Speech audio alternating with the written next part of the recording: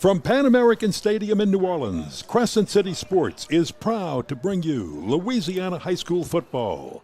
Tonight, the road to the Dome begins with a Division I select first-round matchup as the Jesuit Blue Jays take on the McDonogh 35 Ron Eagles.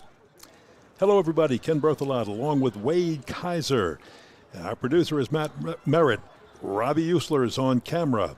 And Rick Thompson is spotting for us tonight.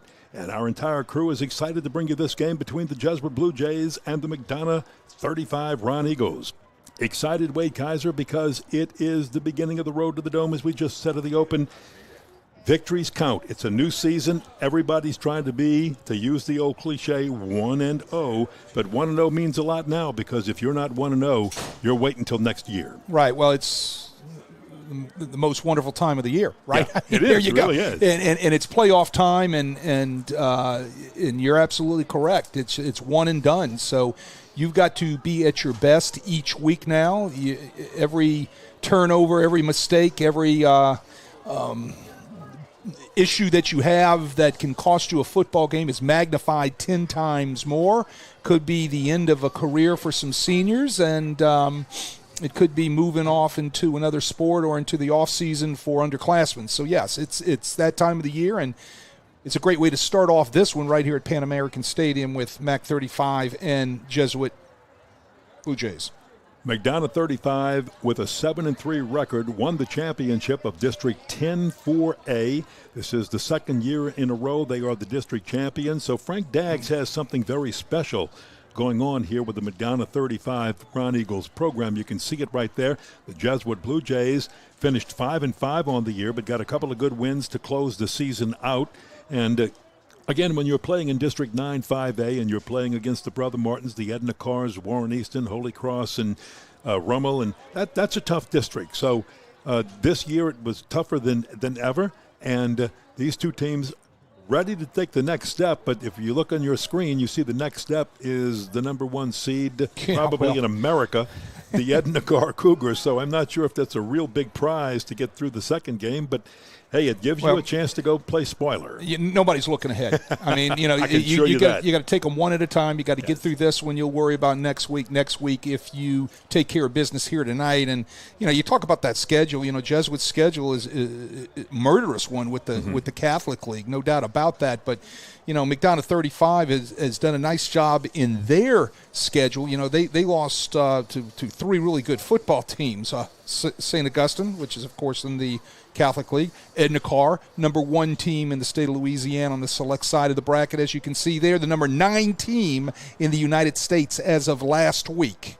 Okay, ESPN prep rankings, and then McDonogh lost to St. James, who we all know how good St. James is. We've seen them in the state finals within the past couple of years in a tough loss there, and then they walked through the rest of their schedule. So, yeah, you can see the top part of the bracket there for Division I Select, the winner of this game, McDonogh being a 16 seed, the home team tonight, Jesuit being the 17th seed. The visitor has to visit Edna Car next week, but I'm telling you right now, they're not worried about that. They'll take care of that when and if they take care of business here tonight. Great upper bracket right there. St. Paul's, Pineville. Pineville's a good football team. Don't let that number 24 next to them surprise you. Brother Martin taking on Liberty out of Baton Rouge, old Robert E. Lee High School, right? I mean, really a good football team up there, a ton of speed, and they say they have some really great athletes, Division I athletes, on that Liberty football team. That's taking place about a half mile away from us. And, of course, Alexandria met Edna Car for the state championship in the Superdome last year. Yeah, and then Hammond, what a turnaround up there with that football program, right? Hammond, who hasn't been mentioned within the past decade in any type of playoff brackets or winning seasons in that North Shore district up there, and look at those guys. 13th seed, had a great season, and then Captain Shreve out of Shreveport up there, always a good football team. That's the upper half of the Division I Select bracket. Yeah. So as we look at this game tonight, And, before we do that, let's take a look at the bottom half of the bracket. Right, and there you go, right there. Acadiana, we know about those guys, no doubt about it, playing their crosstown rivals who they are in the same district with right there, Karen Crow. A rematch of a Catholic League game. Rummel a couple weeks ago beat Holy Cross, but they're going to be playing tonight at Joe Yenny over in Metairie. A rematch there. St. Thomas More, really good football team, year in, year out, playing Lafayette High right there in their neighborhood. And then last night, a rematch of Week 10 for the district championship of 9-5A, Riverdale and Bonneville. Bonneville won that one, and they get the lucky choice of facing Turlings next week in the regional round. St. Augustine will face the Acadiana Karen Crow winner. They're the 3 seed Tioga, which I hear unbelievable things about Tioga, right? Up there just near Alexandria. It's out in the piney woods. And then, of course, number 7, we don't have to talk much about John Curtis. Everybody knows about John Curtis throughout the state of Louisiana, as well as, I'm sure, the United States. Yeah, and again, you're looking at the Riverdale-Bonneville game was something real special. It unfolded the same way the one we called last week. Yeah. Riverdale scores first. They're up 7-0. Bonneville comes back and gets a bunch of unanswered points and then holds on for the victory. So tonight, big game here as we talked about McDonogh 35 and Jesuit. They're all big games for that matter once you get into the playoffs. What is important for these two teams? Both of them have explosive offenses. Both of them have wide receivers that are going to all play in college. They're going to play on Saturday. They're that good. So defensively, offensively, let's talk about what they have to do and some keys to the game for both teams. Okay, well, John McDonogh, first, number 1, is got to make sure tonight that they stay in front of the chains. They like to run the ball with a lot of gap scheme stuff, but they'll also throw the ball vertically downfield when they get the chance in order to do that for splash plays. So they're going to have to be able to control the ball, run the football, stay in between the chains, and take advantage of splash plays when they get the opportunity. Defensively, the Ron Eagles are going to have to be able to stop the Jesuit run game, right? Jesuit has back their quarterback, Tyler Norton, who was out for most of the year with a thumb injury. He's been back for the past 2 weeks, and they're going to have to be able to stop the run game. Tyler Norton likes to throw the RPOs, and they will throw the ball vertically. So defensively, the Ron Eagles are going to have to be able to get off the field on third down. And so what do the Jesuit Blue Jays have to do here tonight to have some sort of success? They got to do what brung them. And you know what brung them? Being physical at the point of attack. They've got to play well up front with the offensive line and their defensive lines, right? You know, they say the old adage, you go to the dance with what brung you. Yeah, you better believe it. Right? And what brung them is hard offensive and defensive line play, right? They have to be physical up front on the offensive line. If they're physical on the offensive line, they'll be able to run the football, which is what they like to do. They'll be able to protect Norton, keep him off his back, right?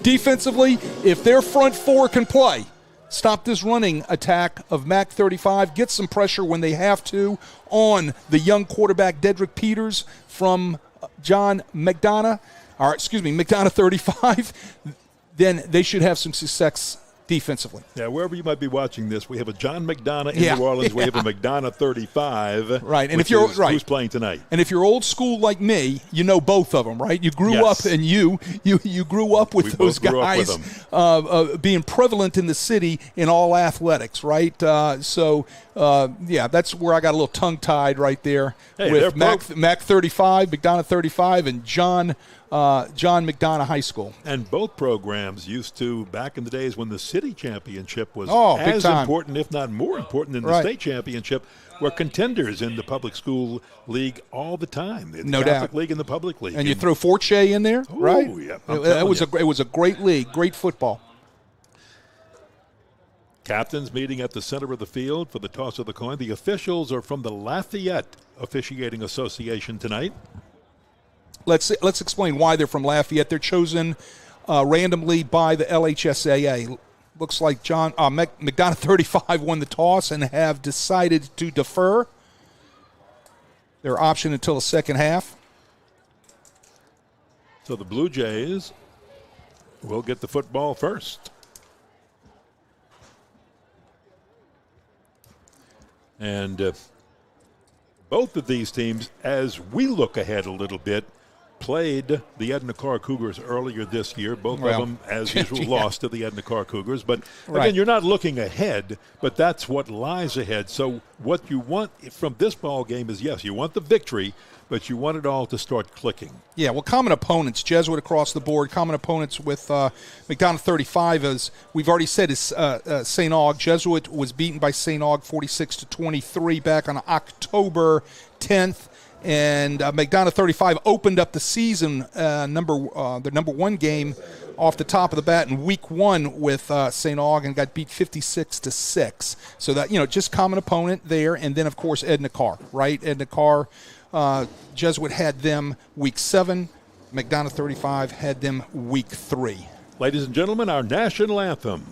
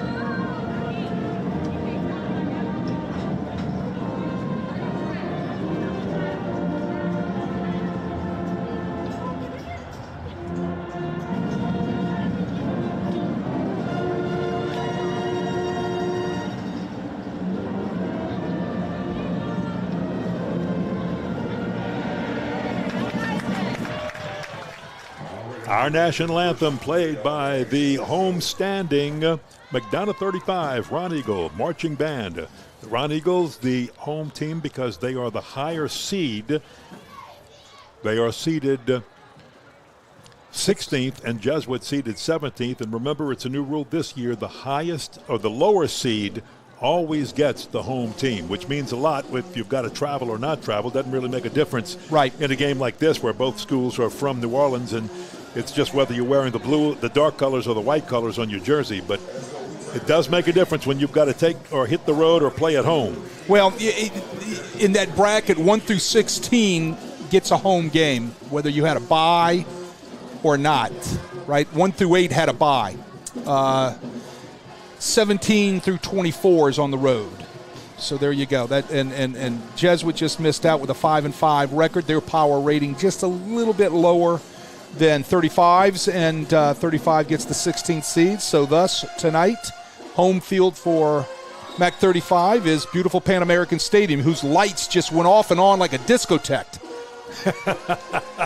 You'll see that as you see so often in scoring. So it looks like Jair Burks back is going to get the opening kickoff, and he'll return out to the 40-yard line. Look, Jair Burks does a lot of things. He's a wide receiver. They'll put the ball in his hands on jet sweeps. He'll run the football, and he's going to run back kickoffs and punts, right? He had a huge 66 yards kickoff return versus Brother Martin back in the early part of the year. Ken, if you remember that, and we called that game. He popped that thing real quick, and he was off to the races. You got to remember the type of speed he has, right? State champ 2024 in the 100, 200-meter hurdles. Almost runs as fast as you. Only when somebody else supper's ready. There you go.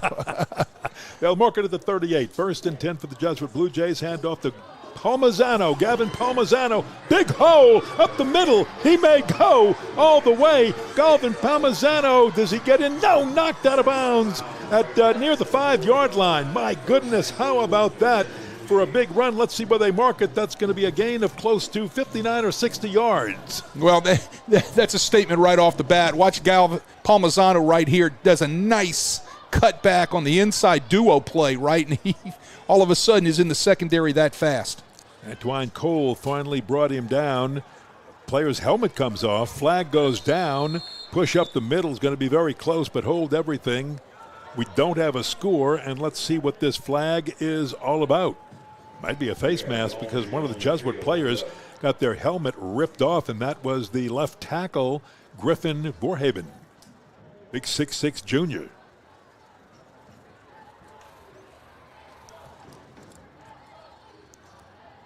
They sort this one out, Wade. Well,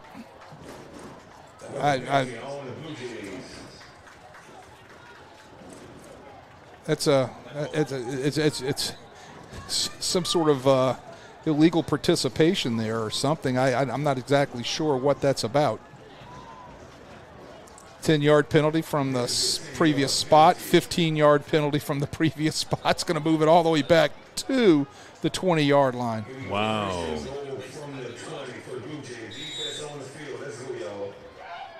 Wipes out a 58, almost a 58-yard gain. So the Blue Jays crank it up again, and Eric Veal on the stop as the Blue Jays try Gavin Palmisano one time. The first time was a charm, so they tried him again. Well, it's the same exact play, but to the opposite direction. You can see everybody on that offensive line in those white jerseys, that big offensive line taking zone steps to the left side, and they're running the read play off to the right. They have a RPO built in off of that where they can also throw the football off of it, or quarterback can pull the ball and keep it on a read option. It seems that everybody is running something like that today in some form of fashion at all levels of football. You'll see it even on Sunday. They're running a lot of this with these quarterbacks that are really mobile and that are able to put stress on the defense by being able to run the football. Wow. What an explosive play, though, right? Let's go back and talk about that explosive play that we saw with the Blue Jays.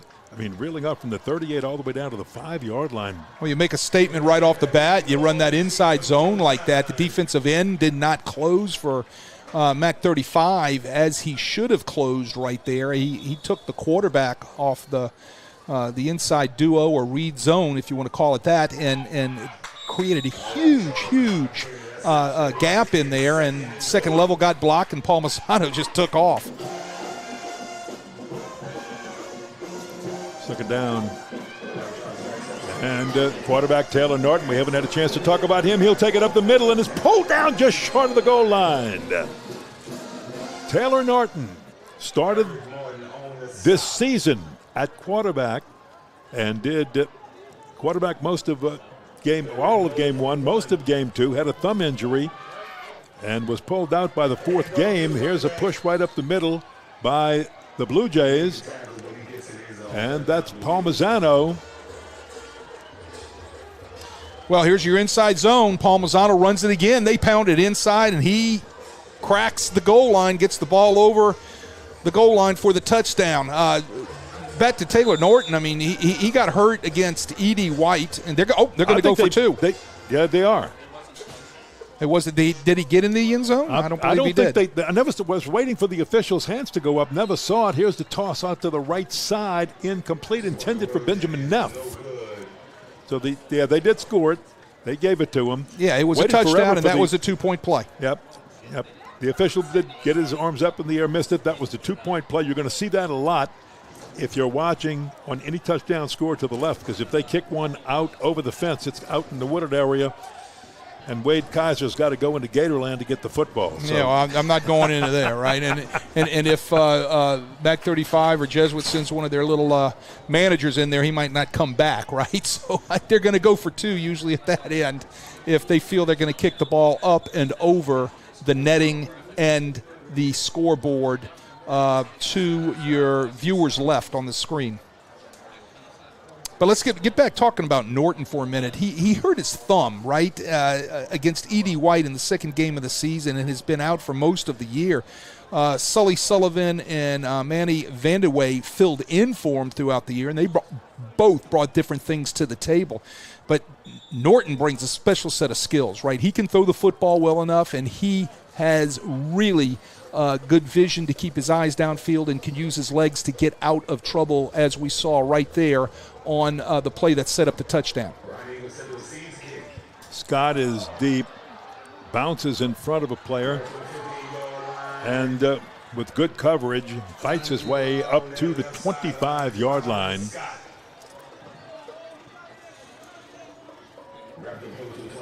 And that's where they'll start. Bo Matalowski on the tackle for the Blue Jays. You'll hear his name called a lot for the defense. Let's go over the McDonogh 35 offense.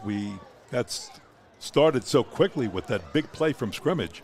My goodness, that we didn't get a chance to talk about offenses and defenses. We'll catch that up on the next Jesuit offensive series.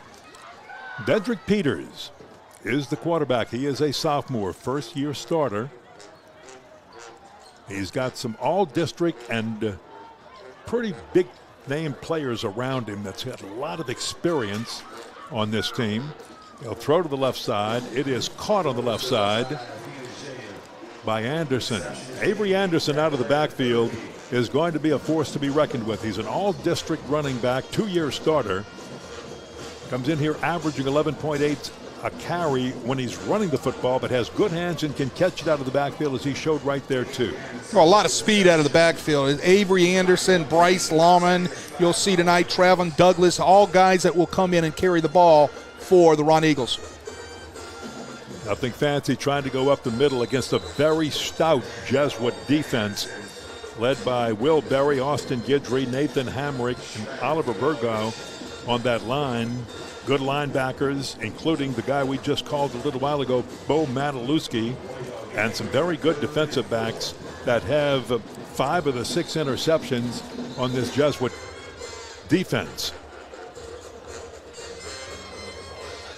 I think we have an injured player down on the field right now, right at the 29-yard line for the Ron Eagles. It looks like it's Avery Anderson. Well, that's one player that you don't want to lose. They can't lose that guy. That cat can go. You know, it looks like he's flexing his ankle or his calf. They're going to go over and rub something on it real quick. I'm sure he'll be back out there. Now, look, 64 degrees, a beautiful night, very little wind at all blowing. It's not going to affect anything. This is a gorgeous night for football. It's going to be a gorgeous weekend in New Orleans for a lot of things going on, not just football, but a ton of festivals, things like that. It's perfect fall weather here in the Crescent City. No matter what the festival, you'll find Wade Kaiser Absolutely. near the beignets, coffee and beignets. The beignet festival tomorrow, and then I'm going to hit the Po' Boy festival right after that on Sunday. Without question. Third down short, quick throw to the left side on a scooping attempt. If he's got it, it is good enough for a first down. So that was caught by Scott. Jamarian Scott catches the quick hitch out there on the edge. Tell you what, right in the face of the quarterback, he had to get that up and over Will Berry. Will Berry had his hands up. It was up off the ground. He's a Princeton commit. Now, Dedrick Peters, as we said, might be a young sophomore. He'll hand it off. Big hole up the middle and crashing through for big yardage.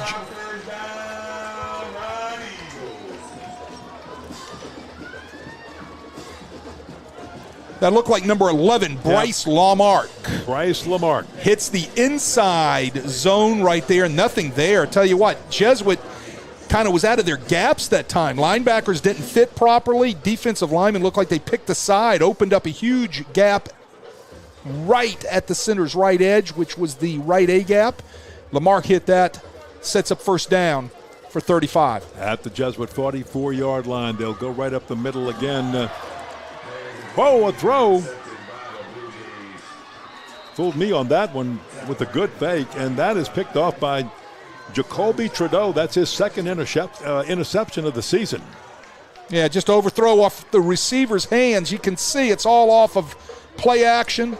He's looking to hit out there. It looked like he was looking for Jamarian Scott on the curl route. The ball's a little bit high. Hits him in his hands. Scott needed to come down with that.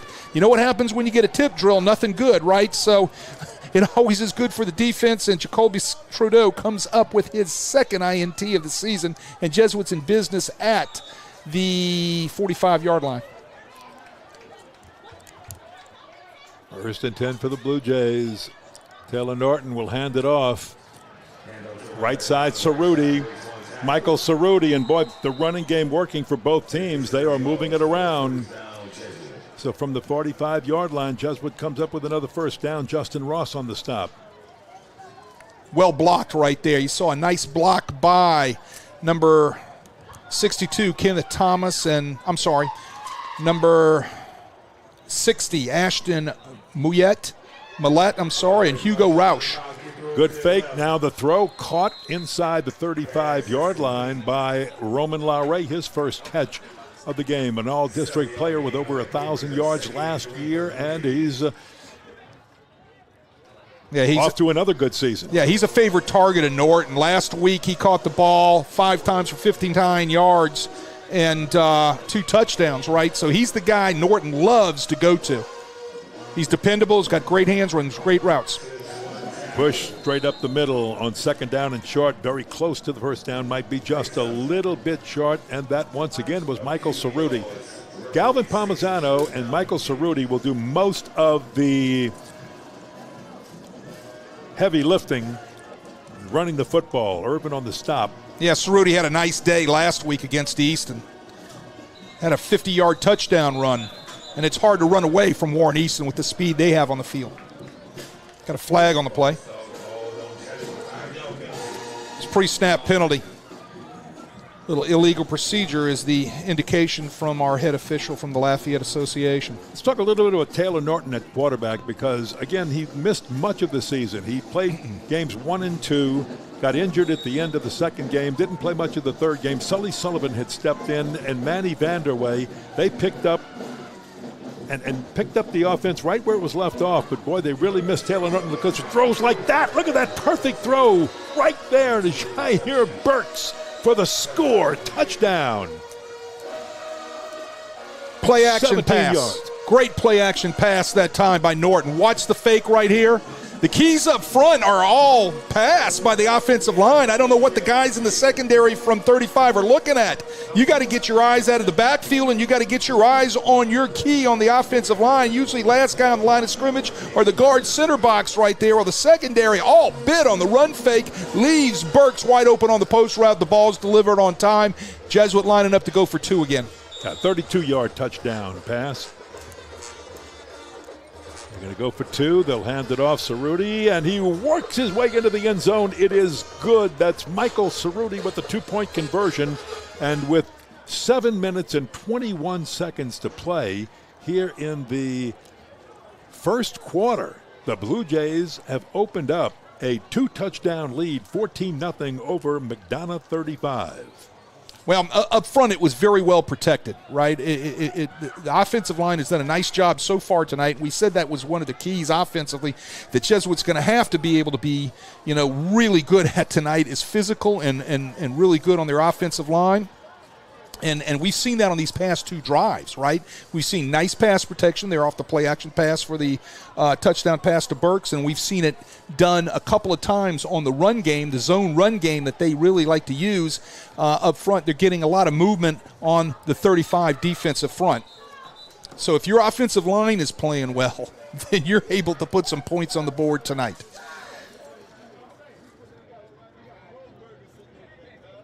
McDonogh 35 will send Jamyron Scott deep again with Jaden Martin.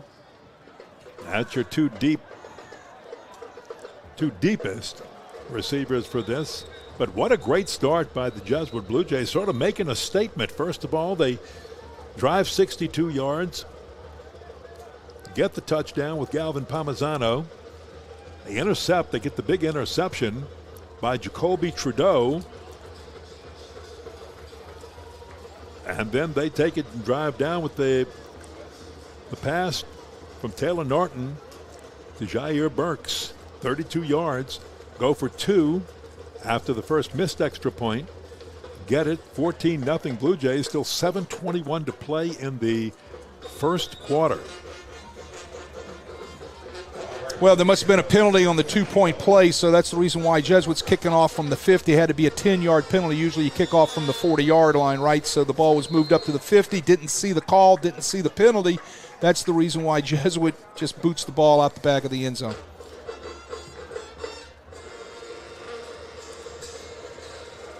.35 on their past couple of drives have done a nice job staying in front of the chains, right, doing what they needed to do, and then all of a sudden the turnovers in the playoffs, or at any time, they'll just kill you, right? So, they need to go back to what they were doing well, had a couple of nice runs on inside zones, had a couple quick passes, mixing it up, 50-50 run-pass kind of ratio, which is the way Frank Daggs and the 35 Ron Eagles want to be able to be offensively. Well, they're going to throw that ball out to Hise Jackson. Nope, in his direction, but he is not the intended receiver. He's their top player.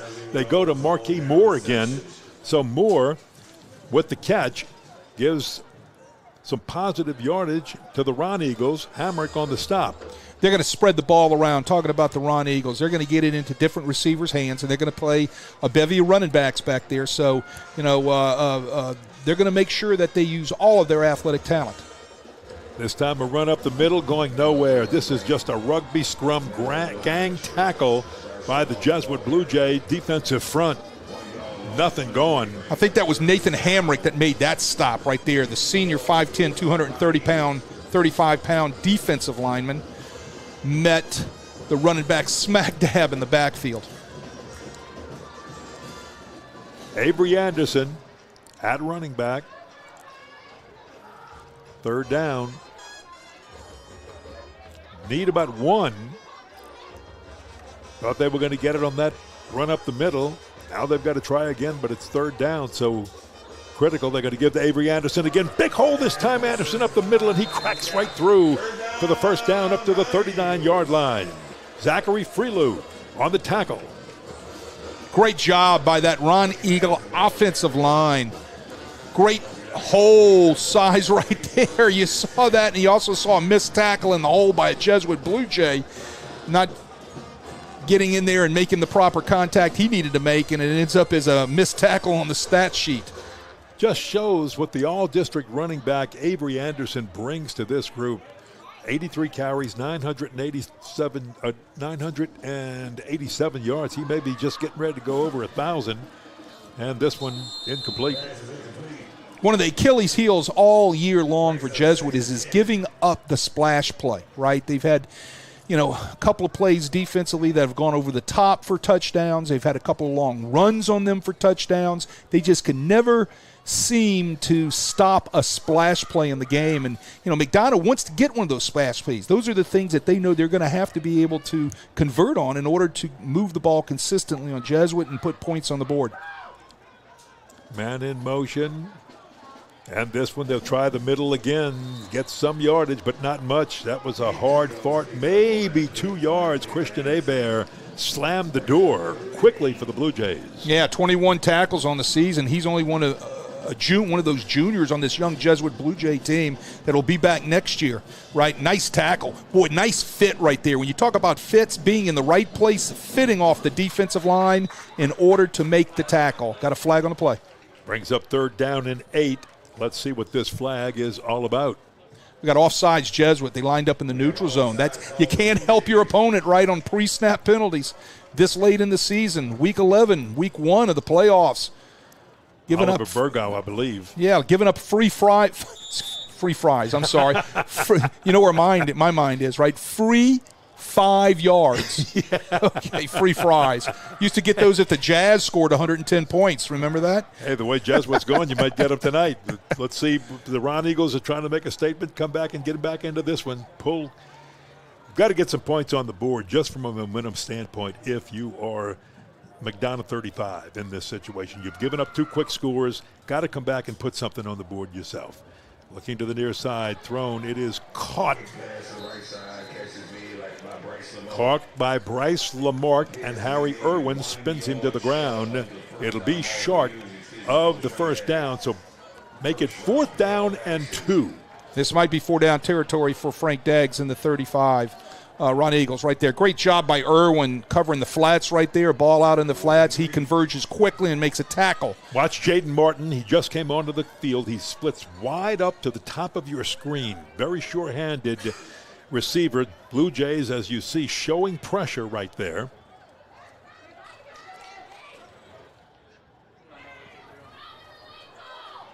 lot of time with 2 seconds on the play clock, and McDonogh 35 has to call timeout, and they do. There is a problem in the communication from the coach to the sophomore quarterback Peters, getting the exact call and getting it in right. Smart play, taking the timeout, making sure that you don't mess up this 4th and 2, right? Absolutely. So I can understand this is 2 timeouts that MAC 35 has already used, so they're down to their last, but that's okay, right? I get if you have to use it right here, get the communication right, give yourself the best chance to pick up this 2 yards. Yeah, look, you're at the 47-yard line. You're at midfield. As we said before, you've given up 2 quick touchdowns. Jesuit drove down on the first. They got the opening kickoff, drove down, scored, took a 6-0 lead after missing a 2-point conversion, then intercepted. Nice interception by Jacoby Trudeau, his 2nd of the year.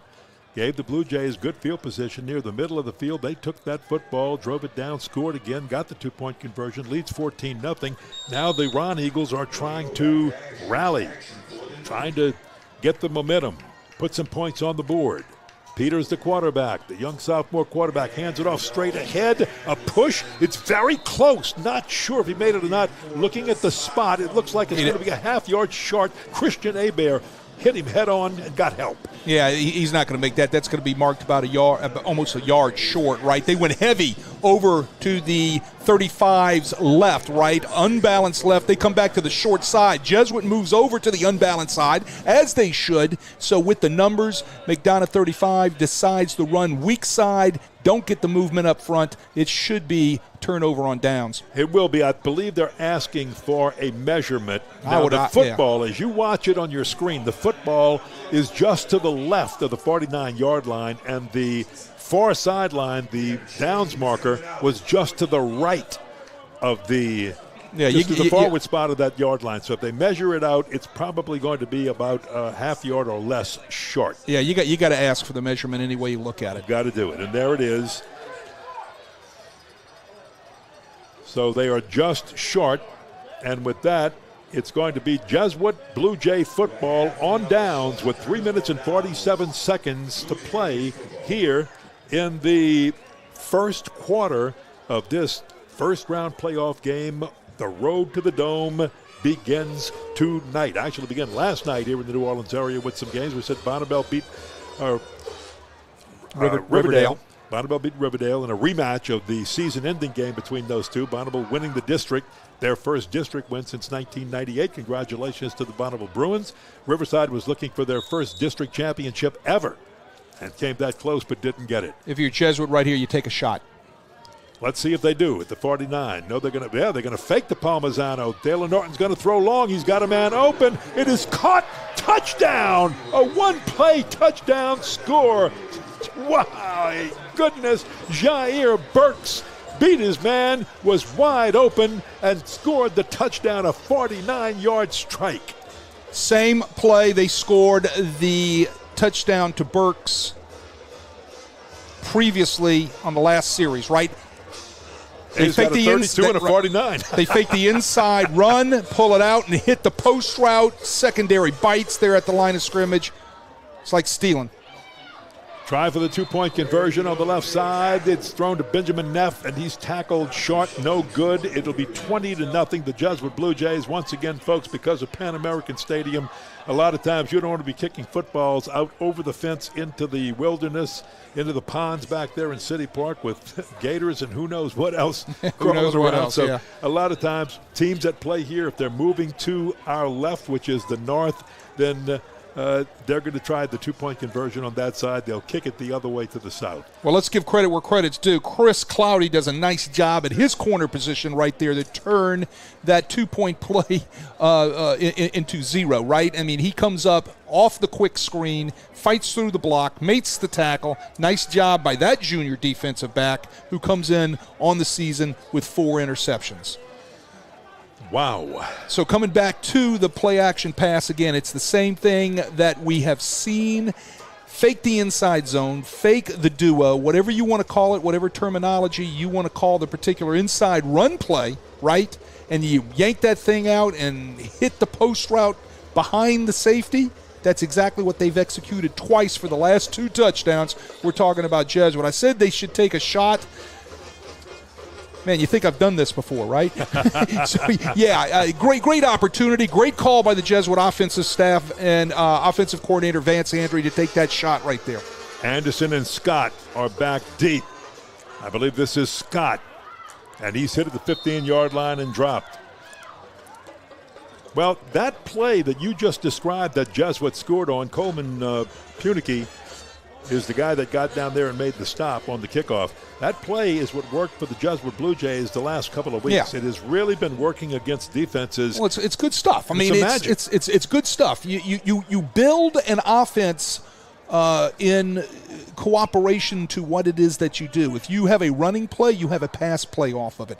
If you have a pass play off of it, you have something that gets a certain amount of yardage off of sticks, and then you have something that you want to take a shot on, all built off of the particular run, and you do this out of different formations, and that's exactly what Jesuit does. You know, well-coached football teams know how to coordinate their offenses, run and pass. This time, Peters at quarterback. He'll keep. The young sophomore gets back to the line of scrimmage and is brought down by Harry Irwin. Harry Irwin, second tackle of the night, right? 54 tackles on the season, does a nice job. Yeah. He reads pass, gets his drop, starts the drop out of there. You can see him going to the number 1 receiver's hip. What does he do? Then he sees the quarterback duck, gets his eyes back inside of the quarterback in zone fashion, comes up and makes a nice tackle out in the flats.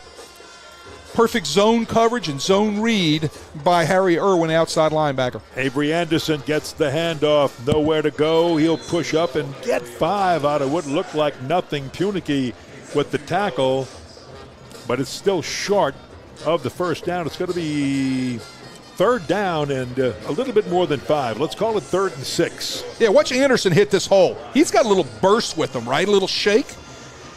You know, he popped that thing for 5 yards, and all of a sudden, he's off to the races. Notice we have not said the name Haj Jackson. The Blue Jay defense has taken him out of it. He's their leading receiver. He's the guy that really does it all in the passing game. Now, the Ron Eagles of McDonogh 35 have a lot of good receivers, but normally you got to get Haj Jackson into the action. And there's a toss up to the 35, and that is caught by Mark A. Moore. Hebert on the stop, Christian Hebert. I love the stick routes. I love the horizontal placement of the routes of the Ron Eagles. Nicely done versus the zone defense of Jesuit sitting in a 3 deep coverage. Nicely done sitting down Marky Moore in between the linebackers at the sticks to pick up the first down. And here's Peters with a good fake, tries to run around the end. Jesuit wasn't fooled. They stand him up at about the 38-yard line, and Harry Irwin leads the charge to bring him down. There's that guy who's, as you said, the second leading tackler on this Jesuit team, making a statement that he'd like to lead in tackles. Yeah, he's having a nice night, right? He's very technique sound. So what he does there is the outside linebacker, he sees flows away, so he has to stay home. He reads through the last person on the line of scrimmage, make sure that the ball doesn't come back to him on some sort of reverse, or in that case, quarterback read right there. What does he do? Squeezes, sees the ball coming back to him, and makes a great play. Very well coached young man. Jackson on the right side, but they'll throw to the left side, bobbled, and because of that, he'll get a few, maybe 2 up to the 41-yard line, but Bo Mataluski tried to hit him hard and knock that ball out of his hands, could not do that, but the pass is complete for a short gain. 3rd down, short yardage. Bo Mataluski does a nice job right here, driving the ball and making the tackle. You know what they call him? They call him the Beast.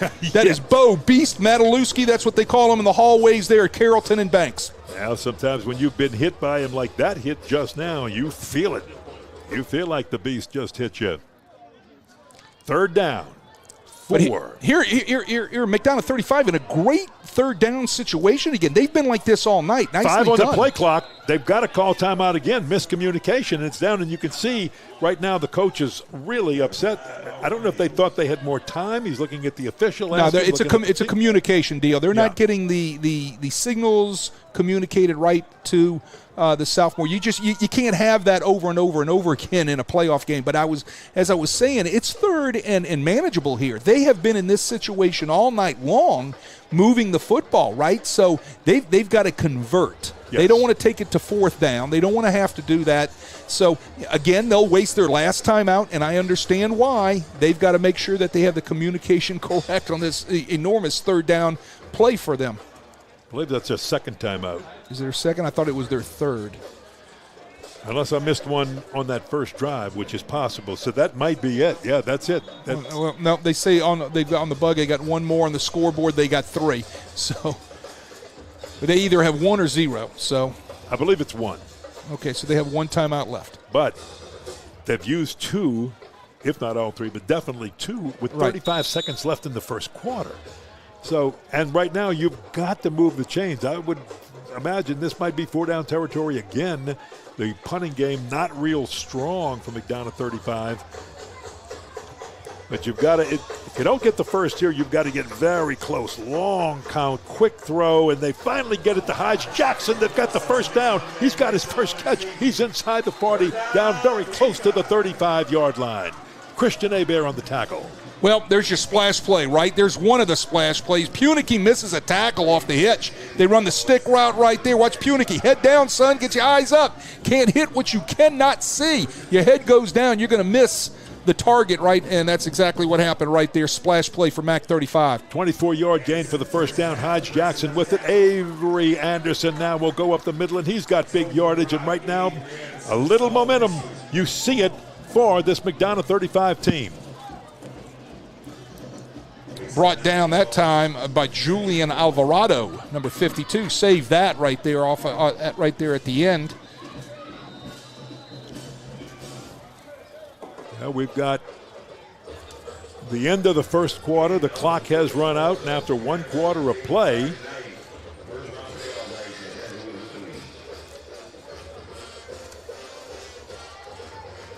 we've got Jesuit leading McDonogh 35, 20-0.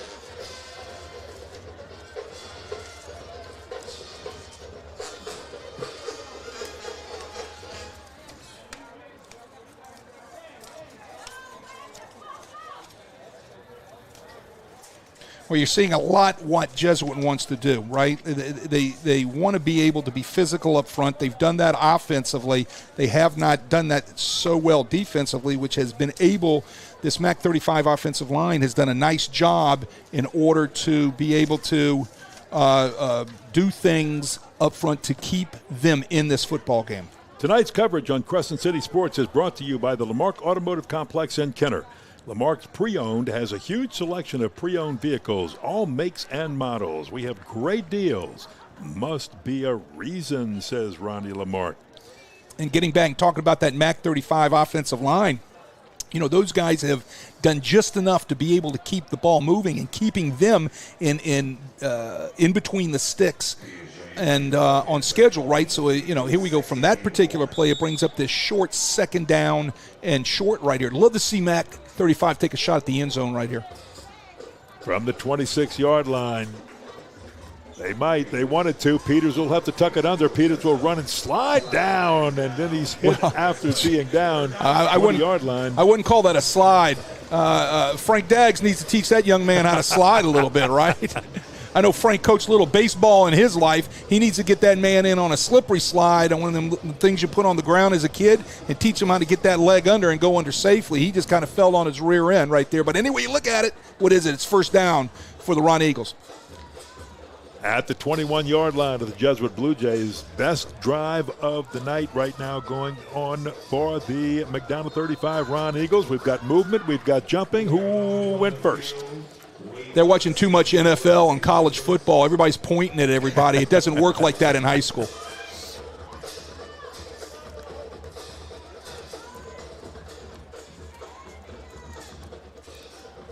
See if we can get it looks like it was illegal procedure by the Ron Eagles. Did not see a particular sign right there, but they backed it up 5 yards, so now it's first and 15 for the Ron Eagles. Look, normally that's a tough situation to face, But with these two teams, they have shown in this first quarter of play, they can reel off 10 to 15 yards at the snap of your fingers. Let's see if they go to Jackson again. They're looking, no, they go the opposite way, and it'll be Jamyron Scott. Scott with a nifty move. Scott out of bounds inside the 15-yard line. That's what we said. Both of these teams are explosive. They can make things happen. Zachary Freelow pushed him out. Yeah, Freelow saved that, right? Missed tackle at the point of attack. And the guy that missed the tackle was Matalewski. You can see him miss it right there off the screen, right? Ducks his head, just can't get a hold of him. Very slippery. Look at him bounce down the boundary and then saving a touchdown right there, as we said, was Freelow. Well, we've got an injured player, a Jesuit player, down at about the 25-yard line on one knee, and that's Jack McGuire. Yeah, it's Jack McGuire down on one knee. But, I mean, you miss a tackle on one of these guys from MAC 35, they're going a long way, right? Because all of a sudden the Jets get turned on and they drop that shift down into fourth gear, and they're shooting out of there, right? So you better make sure you tackle them and don't let them get started. And we've seen a couple of splash plays already where they've missed tackles, and it's taken a saving tackle to keep them from getting into the end zone. Jack McGuire up, moving around. Looked like he might have gotten the wind knocked out of him. Look, there's some hard hitting on these action plays, and it's easy to see how that might happen, but he is walking off on his own, under his own power, and seems to be okay. Coach Ryan Manali right there with him. Boy, Coach Ryan Manali, what a job he's done here with the Jesuit Blue Jays since coming here in 20. Well, he's a great football coach. Look, I've known him for a long time, and I watched him play in high school, right?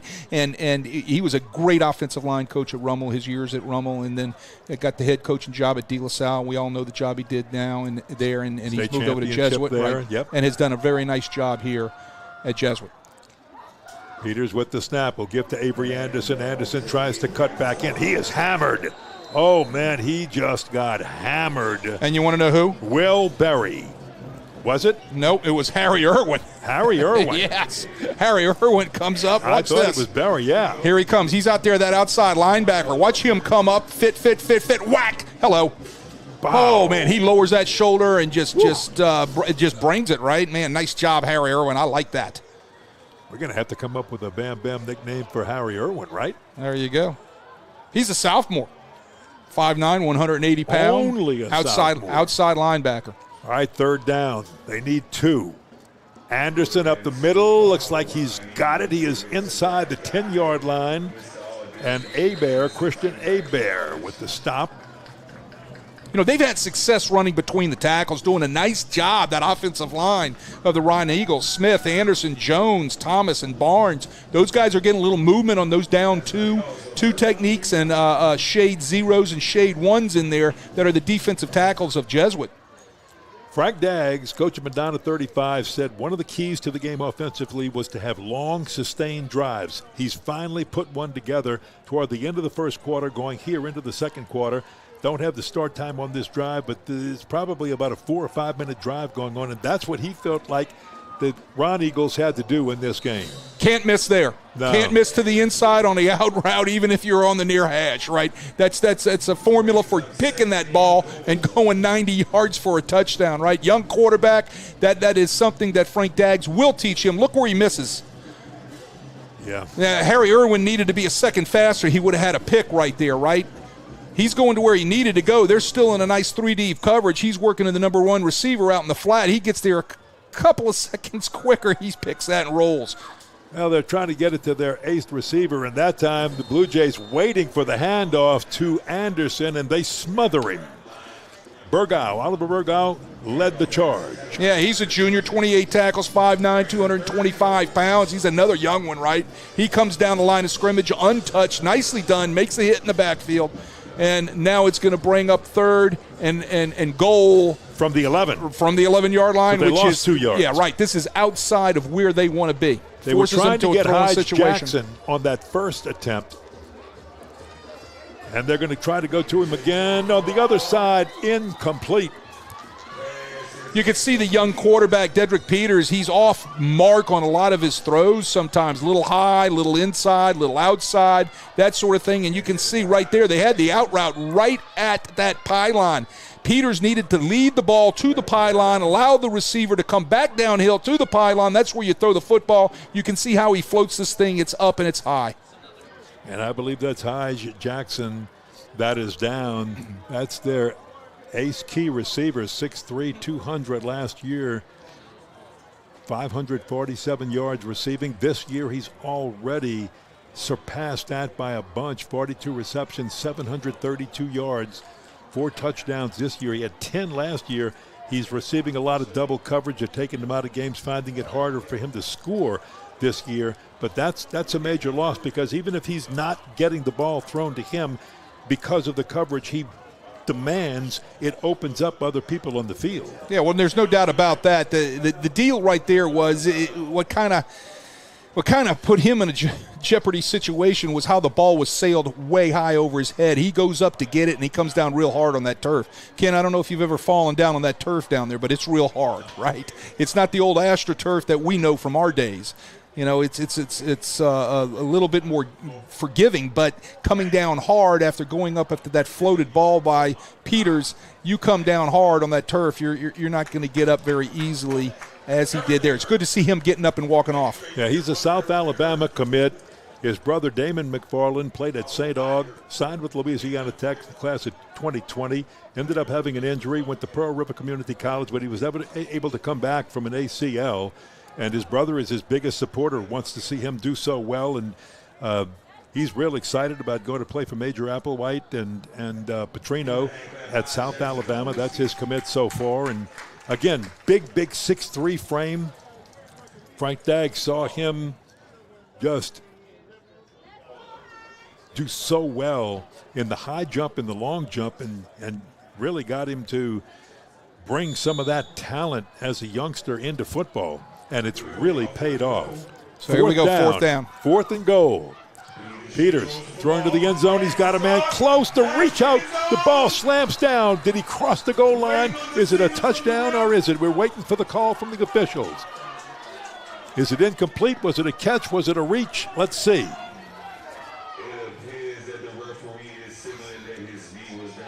His knee was down at the 1-yard line. I believe that was Jaden Martin, I believe. Great job catching the ball. Ball delivers nicely. Watch what happens right here. You can see, I love the in-and-out spin move right there. Saving the tackle was number 7, Jack McGuire, who was just injured on the last drive, right? And his knee goes down just inside that 1-yard line. He tries to reach the ball out to break, but he was down before that. You know, if that was fourth and goal, right, so correct. It is a turnover on downs. So if this was Saturday or Sunday, they'd be looking at it that again up in the booth. But sorry, guys, you got us looking at it up in the booth, all right? But it looked like his knee was down, puts Jesuit back in a hole.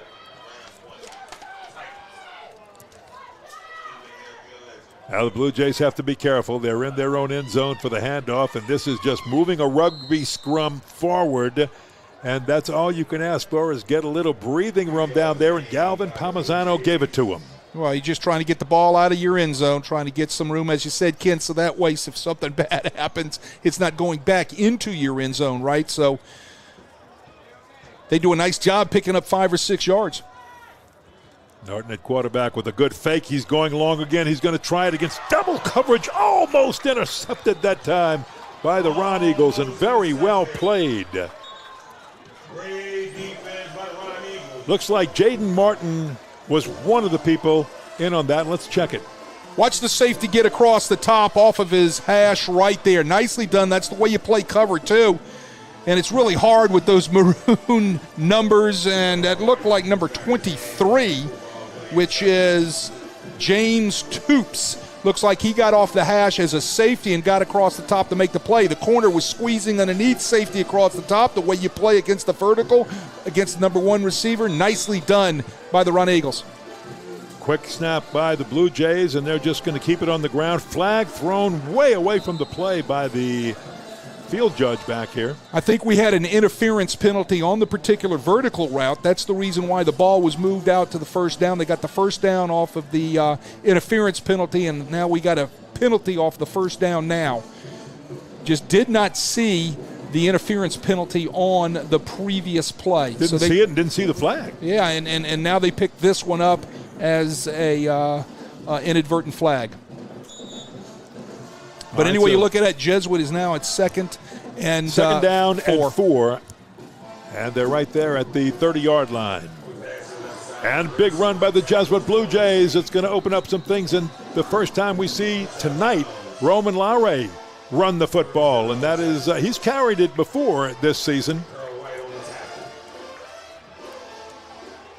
It's RPO out to Laurie out there who runs the hitch route. They pull the ball down. They've got the numbers. They get it out there real quick to Laurie for the first down. Look how fast the Blue Jays are going. Hand off to Palmisano. He's down to the 40-yard line where he's hammered down hard that time by Eric Martin.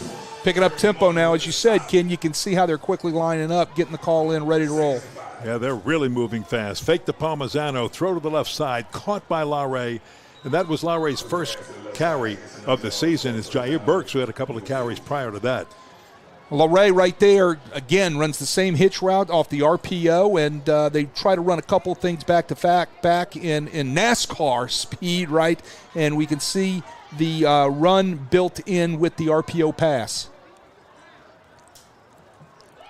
Well, there's the give. Palmisano, big hole. Palmisano all the way for the score. 32-yard touchdown run by Gavin Palmisano.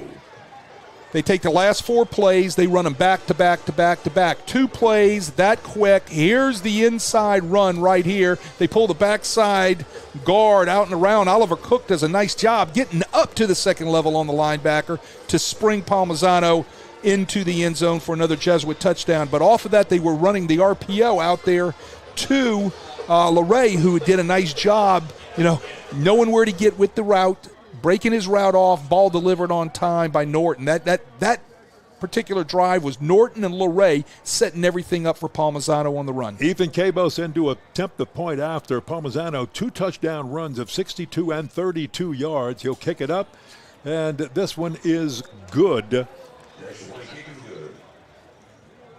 So with 7 minutes and 35 seconds to play here in the first half, the Blue Jays have opened up a 7-0 lead over McDonogh 35. But these Jesuit Blue Jays, it's been Palmisano with the 2 touchdown runs and Jair Burks with the 2 touchdown catches, his touchdown catches of 32 and 49 yards.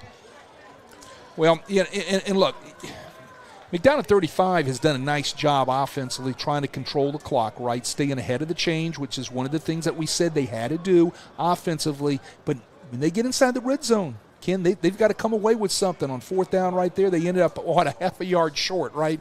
Could be a little bit different ball game if they could, get that thing, get some points on the board. That's, now you got to start matching score for score to get back in this football game.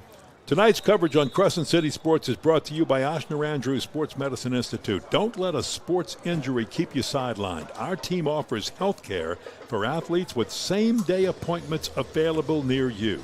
Visit oxnard.org/sportsmed to learn more. Well, MAC 35 needs to come up with something here. They need to put together a nice drive, come away with some points with 7:35 left in the half. Well, let's see if they can crank it up as the Blue Jays cruising right now in the first half. Cabos kicks it deep, pulled in at the 5-yard line. And not much as the Blue Jays coverage holds this return to just about 10 yards. Grant Williams on the stop for the Blue Jays. Now the Ron Eagles have to find some life here. Last year, the Ron Eagles had won the district championship with an undefeated record as they did this year, advanced to the second round of the playoffs. Trying to do the same this year, but off to a very slow start in this ball game, and that's credit to the Jesuit defense And the Blue Jay offense, which has really just been explosive in this game tonight. Yeah, well, they come in scoring 29.4 points a game, right? And they know how to score some points. Jesuit, has only allowed they come in giving up only 25 in everything that they've done this year. So it's a meeting of the minds. Jesuit so far needs to obviously, not allow McDonogh 35 to put together that type of drive that they did last time. Run to the right side, won't get much. So a 3-yard game, 2nd down and 7 for McDonogh 35. They have yet.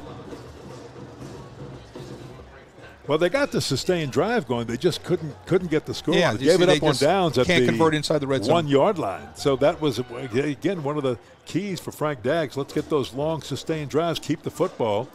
They're going to try to do that here. And the biggest thing is just to work your game plan, get some points on the board.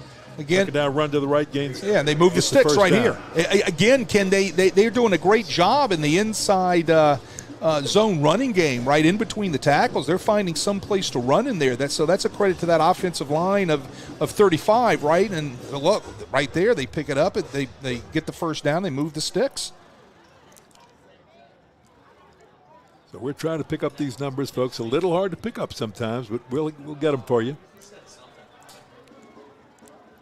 And they're trying to throw to their key receiver, Hijh Jackson, goes up high and get it. He's got that big 6'3" frame. So the Blue Jays, sometimes all you can do is make sure you put the stop on him quickly. Freelo did. Well, it's good to see he's back in the game. Remember last series they threw the out route at him, and he came down real hard. Nice job by Freelo making a tackle after the catch. But it puts them at 2nd and medium, right where they need to be. At the 34-yard line, 33-yard line, pardon me. And the give straight ahead. I believe that's Lamart on the carry. It is. And he's up to the 35-yard line. But here we go. You've got to get you've got to get the first down on these 3rd and shorts. And they've got to try to move the chains sometimes on 2nd down just for the momentum that they can get by doing that and putting themselves in better field position. Yeah, Will Berry makes that tackle. I think I mentioned already that he is a Princeton commit. Very, very bright guy. Perfect ACT score. Can't ask for any more than that. Push to the right side, and the Blue Jays stop him short. They tried to go over the right side, and the guy you just mentioned, Will Berry, in on the stop again. 2 in a row for him. Brings up 4th down and short. Now, you've got 5 minutes to go. You're down 27-0. And we've got a McDonogh 35 player down on the field. So as they see to him, Wade, you're way back in your own territory. It's very dangerous to go for the first down on 4th and 2 or 4th and a long 2, almost 4th and 3. And if you don't make it, you've really dug yourself into a hole. Yeah, you got to punt this football. I would think that would be the thing to do right here. This should not be fourth down territory for the Ron Eagles. You punt this thing and try to get out of this half, down 27, regroup halftime, come back. Talk about the positive things at halftime that you've done, talking about MAC 35, and come out and try to see if you can build on those positive things the second half and get some points on the board and get back in the ballgame. But I would punt this football right here. I agree with you, Ken. Will Berry. And that's Lamarck. That's Lamarck that's down. So he's a running back, Bryce Lamarck. Will Berry, we've mentioned him a couple of times. He had that perfect ACT. He was the Scholar Athlete of the Week on ABC 26 Friday Night Football, right? Perfect ACT. Good Lord. I remember taking the ACT and I colored it in and made Christmas trees with the bubbles, right? I mean, this is a guy that scored a 36 on it. Yeah, 4.62 GPA. Yeah, there you go. As you said, the WGNO, Richie Mills and company on Friday Night Football. Right. Student Athlete of the Week. And you know what? Really grounded in family and God. Said credits God and family for everything that he's been able to get. And says the Jesuit motto, AMDG, means for the greater good. Ad majorem de gloriam, for the greater good of God. Go. For the greater. I know that pretty well. You were a coach for the Blue Jays. Well, so it was ingrained to me as a student too. Yes, so here we go. You were an offensive center, right? Yes, they sir. were going to punt it away. So the punter, Chasen Collins, is in. They run the fake. And it's to Avery Anderson, and does he get it? Yes, he does get the first down. So sometimes you've just got to move the chains and get tricky, and they'll go to the trick play to get it. Avery Anderson, the running back, pulls it off. Well, he gets it barely right here. Boy, you get two guys on the tackle. Yeah. He drags a couple of Blue Jays. He dragged, it looked like that was Jair Burks, who was on the punt return team right there, and he drags him a couple yards to pick up that first down. That's a huge gutty play by Frank Daggs and the Ron Eagles. Well, the fake punt on fourth. Let's see if that can be a turning point. Now at the 39-yard line, Peters faked it, and he's caught and sacked way back near the 31-yard line by Will Berry. All of a sudden, this is becoming the Will Berry show defensively for the Blue Jays. Peters can't set his feet. All of a sudden, the rush is all over him. He gets a little jittery as a sophomore. He needs to step up right there and try to avoid Berry and still have possibility of throwing the football before he just tucks it and runs out of there. The minute he puts that ball down, Berry retraces his steps, as a good defensive lineman should, and it becomes a sack and a tackle, TFL for loss. Tackle for loss. Well, a quick throw over to the right side. It is caught. That'll get some of the sack yardage back and just a little bit more, but not a whole lot. And a flag is thrown. So we've got a flag down.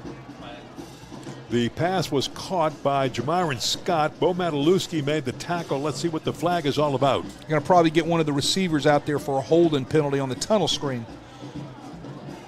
Oh, blocking the back against Mac 35, so they're going to move that ball back from where the spot of the foul was. Looks like Ryan Manali's going to take that and back him up. So it's going to be second in an Uber ride for the Ron Eagles here, right? I mean, that's a long way to go. Yeah, and you know what hurts your momentum in something like that? You just pulled off the fake punt, got the first down when you really needed it, had good field position, moving up by your own 40, getting close to midfield, and now you backed yourself so far up that it's even, you'd have to stop somewhere and gas up to finish this Uber ride, as you just said. So Peters wants to just throw it long, and he's got a man that somehow got turned around, and that was their key receiver, Hige Jackson, and Hige looks like he just lost his footing. Now the old post curl. Watch. Post rail flat right there. Hige gets turned around, ball sails out of bounds. Not a very well thrown ball. Over there defending was Punicky coming across the top in order to make a play. Didn't even have to make the play because the ball was way overthrown, right? Common flood route that you normally see. Post rail by the number 2 receiver, the slot receiver, flat by the 3rd receiver or the back out of the backfield. Well, the line of scrimmage is the 20, and the first down marker is at the 49. So it's third down and almost 30. Third down, and you just need – I don't even know if you've got a razzle-dazzle play that can help you here. You just want to try to get half of it so you can punt that ball out of the back of your end zone. Peters with time. Peters scrambling. Peters gets it away to Hige Jackson, and Jackson will get some of it back, but not the half he was – and we were hoping that – they might get, so that's going to bring up fourth down and forever with 3 minutes to go in the first half. Yeah, I think you're going to see Jesuit take one of their timeouts right here, stop the clock just before the punt to give them the opportunity to keep some time on that clock so they can try to punch another one in. You got to punt this football. Obviously, I don't think we're going to see a fake. The penalty was the dagger in the back off of that beautiful fake punt that we saw 4 downs ago, right? I mean, yeah, you get the fake punt, and Avery Anderson picks it up with second effort. It's so pretty. You've got all the momentum going, and then you get the holding penalty off of a completed pass. Well, you know what that's like, right? It's like Christmas Day. You open that thing up, and it's a vacuum cleaner. At least you got a vacuum cleaner. It's a whole lot better than a couple of rocks, a brick, and some glass. I made the mistake one. I made the mistake one year. I made the mistake one year. And my wife, I gave her an omelet pan. She hit me with it. I was young in our marriage, and I made a mistake. Just don't do that out there, single people. Don't give them something that they have to work with, right? But you get the first down on a great fake punt, and then you go backwards because you get a block in the back penalty, and it's just the heart. Takes the heart out of you. Well, Chasson Collins will punt it away, and Roman LaRay standing at the 50. Jesuit, a high snap. He pulls it down. There wasn't much of a rush. And LaRay calls for a fair catch, gets hit after. Let's see if the official, a flag now does go down. I think that they were going to hope for a little incidental. Right.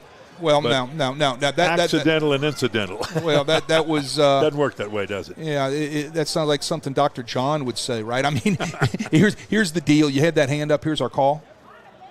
Yeah. Personal foul, as it should be. He was hit way after he had caught that ball, and he had his hand up for the fair catch. That's just something you can't do. It's going to set Jesuit up well inside MAC 35 territory at about the 35-yard line. I mean, that's unforgivable. It's forgivable. It's just you just can't do that. I just don't know any other word to describe that. That's something you get a rear end chewing when you come off to the boundary. That was Cornell Irvin. Starting to throw, and it's a diving catch, and a pretty catch made by Benjamin Neff, the sophomore. Another one of those young Jesuit receivers, right? I mean, Neff has had a nice year. Had a couple receptions last week against Warren Easton. They run a nice route right there. They plant right in between the two safeties, and the ball's delivered on time. Throws it out to the left side. This will be Cerruti on the catch. Left side. Benjamin Neff, talking about him, and we did a game earlier in the season, the fourth game of the year after Jesuit started 3-0. By the way, that was the best start in a long time, I think, since all the way back to 2012, a 3-0 start for the Jesuit Blue Jays, and that was non-conference. And the coach was real high on Benjamin Neff, saying he's one of the youngsters that was just on fire early for the team. And here, right up the middle, look at Cerruti as he makes a cut back to the middle, and Michael Cerruti in for the touchdown. We might have a flag out there. That might be coming back, a holding penalty on Jesuit. Now this would nullify a 22-yard touchdown run by Michael Cerruti. They're going to bring that back, and didn't see it. Let's see what we can get here on our replay here. It's a little draw scheme. Nicely done. Cerruti makes a great cut right there. Didn't get the hold. It might have been Hugo Rauch. Yeah, might have been a Hugo Rauch, number 50, just not letting go of that jersey downfield. When it's out in the open like that and it's farther downfield and you see that jersey stretch on the opponent, you're usually going to get a holding penalty. Didn't you tell me you used to tell Coach Billy Murphy that, Coach, my hand got caught up in his shoulder pads. I was trying to get it out. Yeah, I had a lot of things I used to say, right? But you just got to know. You got to feel that. You got to know when to let go, especially when those defenders are twisting, trying to get off a block. Fake to Cerruti this time. Throw over the middle. Wide open. Touchdown. And wow, Roman LaRay. Well, Jair Burks got 2. Gavin Palmisano got 2. And now LaRay gets 1 here in the first half. How about that? Same play-action pass. This time, though, MAC 35 in man coverage, and the slant route by LaRay just beats the defender, right? Had his feet frozen, gets to the inside, had no help from a safety, and that's just an easy backyard pitch and catch for Norton and LaRay. I mean, that's a throw you make on Thanksgiving Day after you eat half the turkey, right? I mean, that's out in the backyard. That's an easy look by the Jesuit Blue Jays. 33-0, the point after, coming by Ethan Cabos.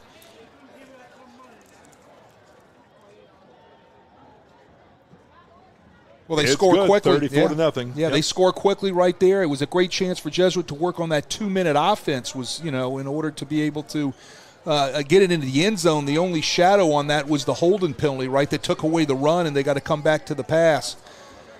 But that's a great opportunity to work on those things when you had the opportunity here towards the end of the second half. Again, McDonogh 35, if in 2 minutes, 17 seconds they can put anything on that board to give them a little bit of momentum going in at halftime to try to come out the second half, get the football, and build on the things that have been good for them in this first half. 5 first-half touchdowns for the Jesuit Blue Jays. They lead 34-0. 2 minutes and 17 seconds to play before halftime.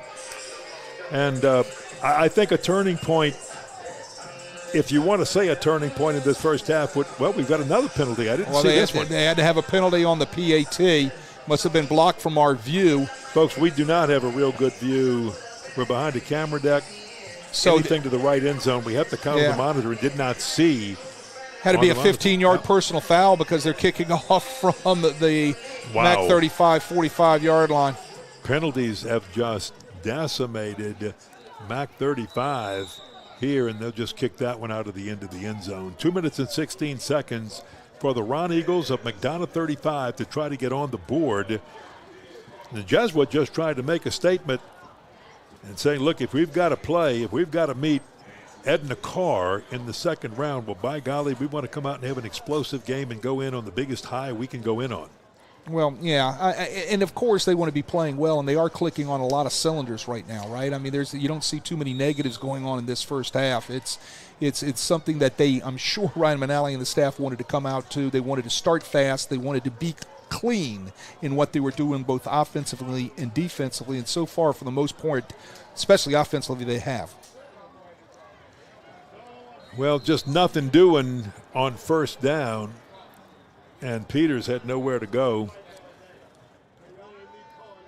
That was number 34, I believe, right there, Nathan Hamrick. He off the RPO, he looked at the quarterback, took the quarterback, saw the quarterback didn't have the ball, then ran back inside and tackled Avery Anderson for no gain. Anderson in the backfield also. Peters will go to the right side this time. Incomplete. You can see he's a sophomore, right? He's just off with where he's throwing the ball. Things are not accurate in the throwing game. He's floating the out routes, right? Or he's throwing them behind the out routes. You know, he's better with the shorter stuff off the RPOs and things of that nature. If he's got to set his feet and throw, he's struggling with those things. Those are things that Frank Daggs and the staff will have to get straight in the offseason. Intended for Jamarian Scott that time. So third down, 11. Way back at just inside the 20-yard line of the Ron Eagles. Don't want to give that. If the Ron Eagles have to move the ball, they don't want to give it to the Jesuit with too much time on the clock. Here, Ron Eagles, he's caught. Peters, nowhere to go, runs to the right side. Jesuit should take another timeout right here. They might. And they did. They've got it, so they do take the timeout. Get in the playoffs. You put as many points on the board as you can, right? Yeah. Well, you see Peters here. He's real flighty with his feet. He doesn't stay in there, and that's the mark of a young quarterback, right? There's great coverage downfield by everybody in white jerseys.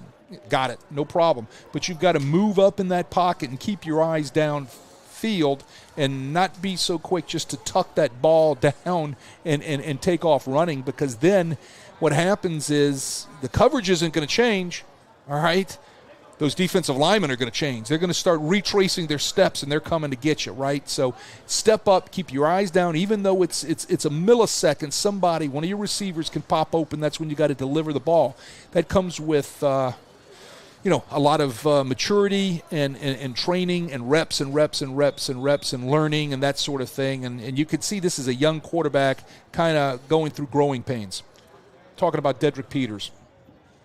Yeah, and that time the coaches kind of got on the Ron Eagles a little bit because they were just standing out there, and coaches were calling them over, wanted to talk with them, and, hey, there's a timeout, come on over. And sometimes a game like this gets away from you and your head just gets out of it a little bit, and the coach is just trying to bring them back in together, get them together ready for this punt.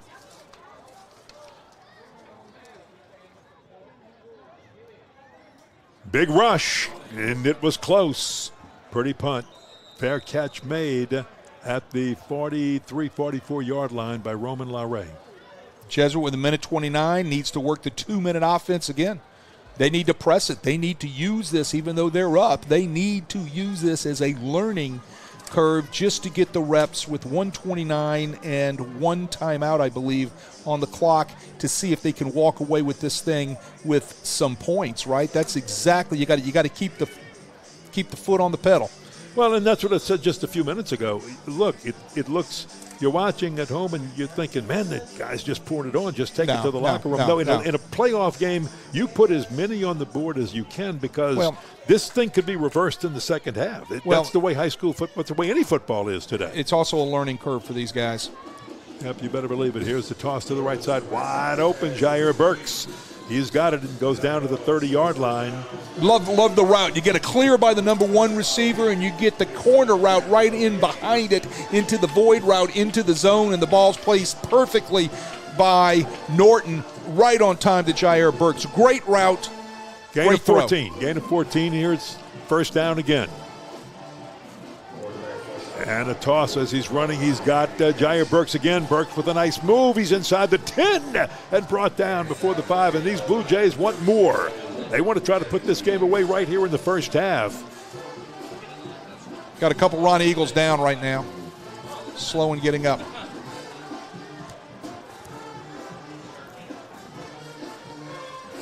Well, I thought they may have called timeout, but they didn't. They just went over, got the play. They're just about ready to go down at the 7-yard line. So a 23-yard gain, a 14 and a 23-yard gains in back-to-back plays for the Blue Jays. First and goal now. Got man coverage everywhere on the field. See the press down here on Jair Burks. Let's see if we get a fade to the back of the end zone, see if they can drop it in there. Look at the heavy load to the left. I mean, everybody is over there. We got a timeout call. So timeout. I don't know. Not sure if that was Daggs or Manali, Jesuit or McDonogh 35 that called this timeout. Let's check it. I believe it was McDonogh 35. But yeah, I think they might have used their last timeout right there. But did you see the man coverage down here at the bottom of your screen on Jair Burks? All right, I would love to see Jesuit try to throw the fade route, one move fade route, drop the ball into the pylon down here to the bottom part of the your screen. That's where the press one-on-one coverage was. Mm-hmm. Norton should look at that. I'm sure they have something in their offense where they can audible to that and see if they can't throw the route out there to Jair Burks. Hey, folks, at halftime, we've got a good package for you, talking about a good feature, talking about all the playoff games, all 77 games across the state with Lenny Van Gilder and Ken Trahan. Of course, Ken Trahan's got the scoreboard show. CrescentCitySports.com. You can follow all of the scores there. Very comprehensive reports from stadiums around the state of Louisiana. Here we go for the Jesuit Blue Jays. Same look again at the bottom of your screen. Hand off to Palmisano, and Palmisano straight ahead, pushing the scrum to the 5-yard line, and then stopped. What Palmisano needs to learn there is that clock is running. If he's held up in a stalemate in a scrum, as you say it, he just needs to go down. Yeah, just get down, get the ball back up there, and get ready to snap the ball again. Same press coverage all across the board. Second and goal from the 5. Hand off fake to Palmisano, throw it to the end zone, just off the fingertips of LaRae. And they're going to get an interference call. Yeah, flag down. Looks like the defender got there a little bit early, had the hand on the back of LaRae, and that's going to get called by that side judge. I believe it was Jaden Martin was the defender. Let's take a look at it right here. You can see, his left hand is on the back right there, impeding LaRae from continuing his route. See, the big hurt on that penalty is that it stopped the clock and gives the Blue Jays lots of time now with 26 seconds to go in the half. Try to get another one on the board, leading 34-0. Palmisano takes the handoff, straight ahead, spins into the line, works his way into the end zone. Touchdown, Gavin Palmisano.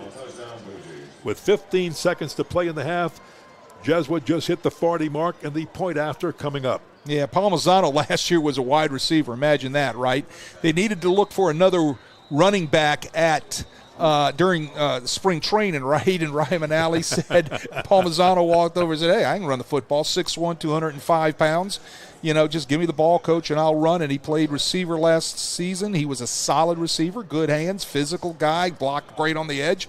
But why not give him the ball? And there's an example of him right there being physical inside and between the tackles, as we've seen tonight with 3 touchdowns. Palmisano's 3rd touchdown. Took the words out of my mouth. This one a 1-yard run. He's also had a 32-yard run, and he's also had a 62-yard run. My goodness. Yeah, he's cooking right now. Last week he had 2 touchdowns on 63 yards with 13 carries.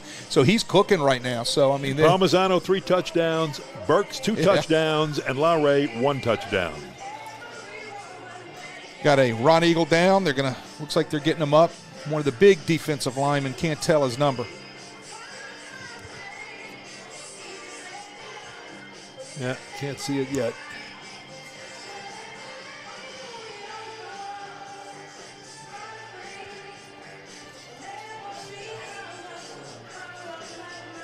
That one, not sure, folks. Don't want to say the number until we can be absolutely positive. So, well, as we're watching, we got some great music coming into the stadium. I don't know who's selecting that music, but that's good music.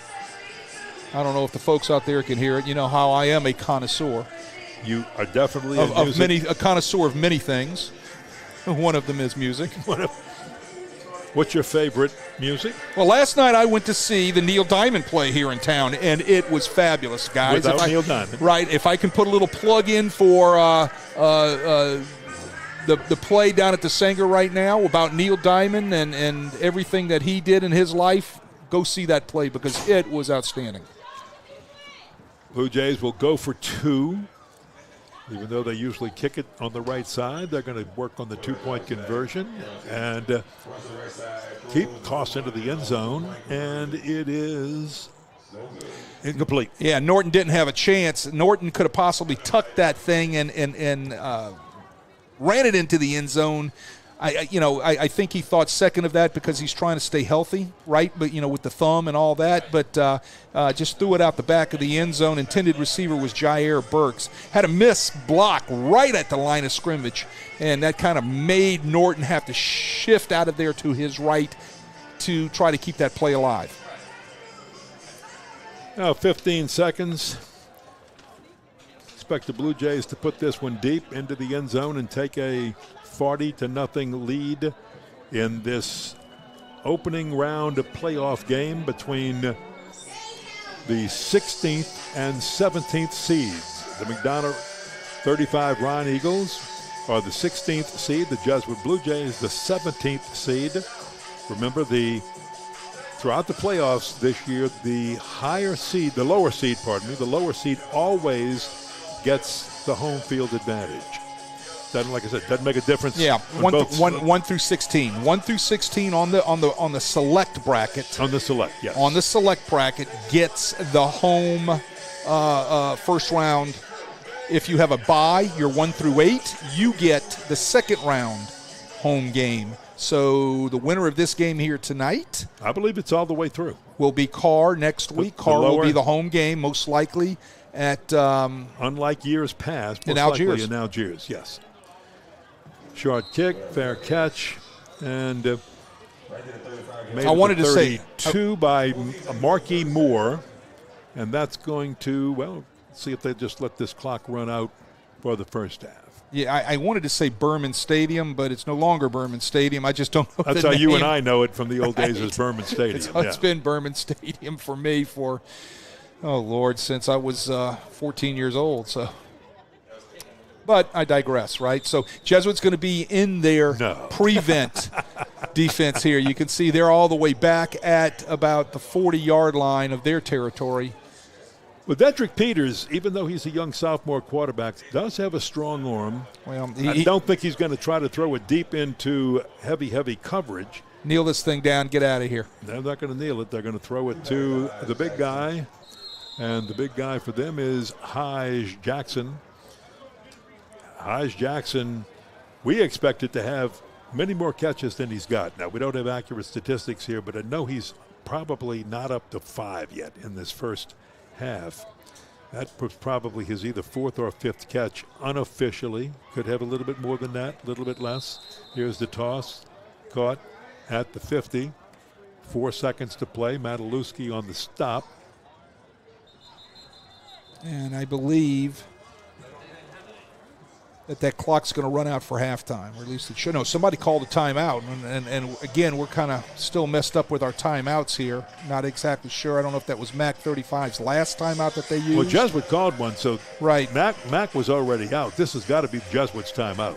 So, but anyway, you look at it, maybe they're trying to work that ball so where they can try to air it out and try to take one last shot at that end zone. You see me, I just think they needed to kneel that thing down, regroup, and get in there in halftime, and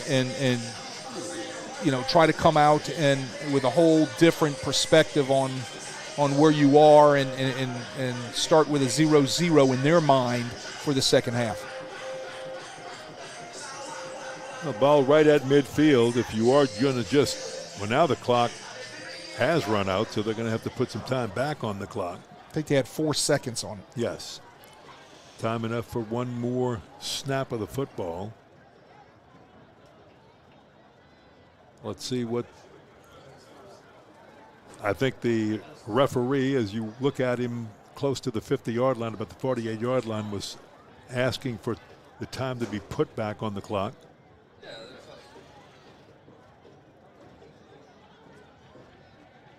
And they put it back at 5 seconds. Jesuit's still going to rush 4 here. Rush 4. All right, 4 seconds to go. Drop 7. Timeout Jesuit. Well, so somebody either got extra timeouts or our count on the timeouts are completely off, because we thought Mac was out a long time ago, and that's Jesuit's last one. So, there we go. So Jesuit takes timeout to see what Mac's going to line up in. They're going to call their defense and try to adjust to the personnel and the formation that they saw on the field. That's the reason why they used that last timeout. It's always a chess game. Yeah, it is. But, here's the reason you play it. You just don't know what'll happen. A loose ball, scoop and score. Hey, and if you're McDonogh 35, you throw the bomb, somebody goes for it, they don't get it, suddenly you're on the board. You just don't know what'll happen, and you've got to play it out. Back in your high school days when you were a center for the Jesuit Blue Jays, what was the craziest play, if you can remember it, that happened that you'd say, never thought we'd run the play, we did, and look what happened?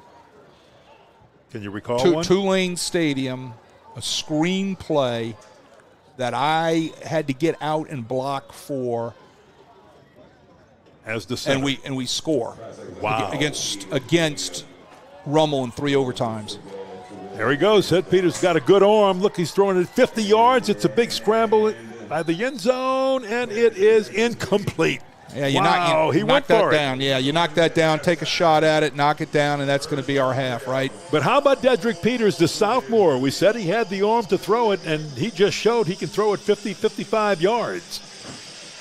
He did. The craziest thing about that screenplay that I remember, that the receiver, I believe it was Dyrus Charles, bobbled the ball. It bounced off of me right back into his hands, and he sprints up the boundary for a touchdown. That sent it into, I think, the first overtime. Well, craziest thing. I asked, and I'm surprised you remembered it, and I'm really glad to hear it. There's not many things I remember as I keep getting older. There's just those few things, right? Hey, look, I like what McDonogh 35 did. They had a shot. They threw it down. They threw the Hail Mary. You hope it gets bounced. You hope it gets tipped. You hope you get it.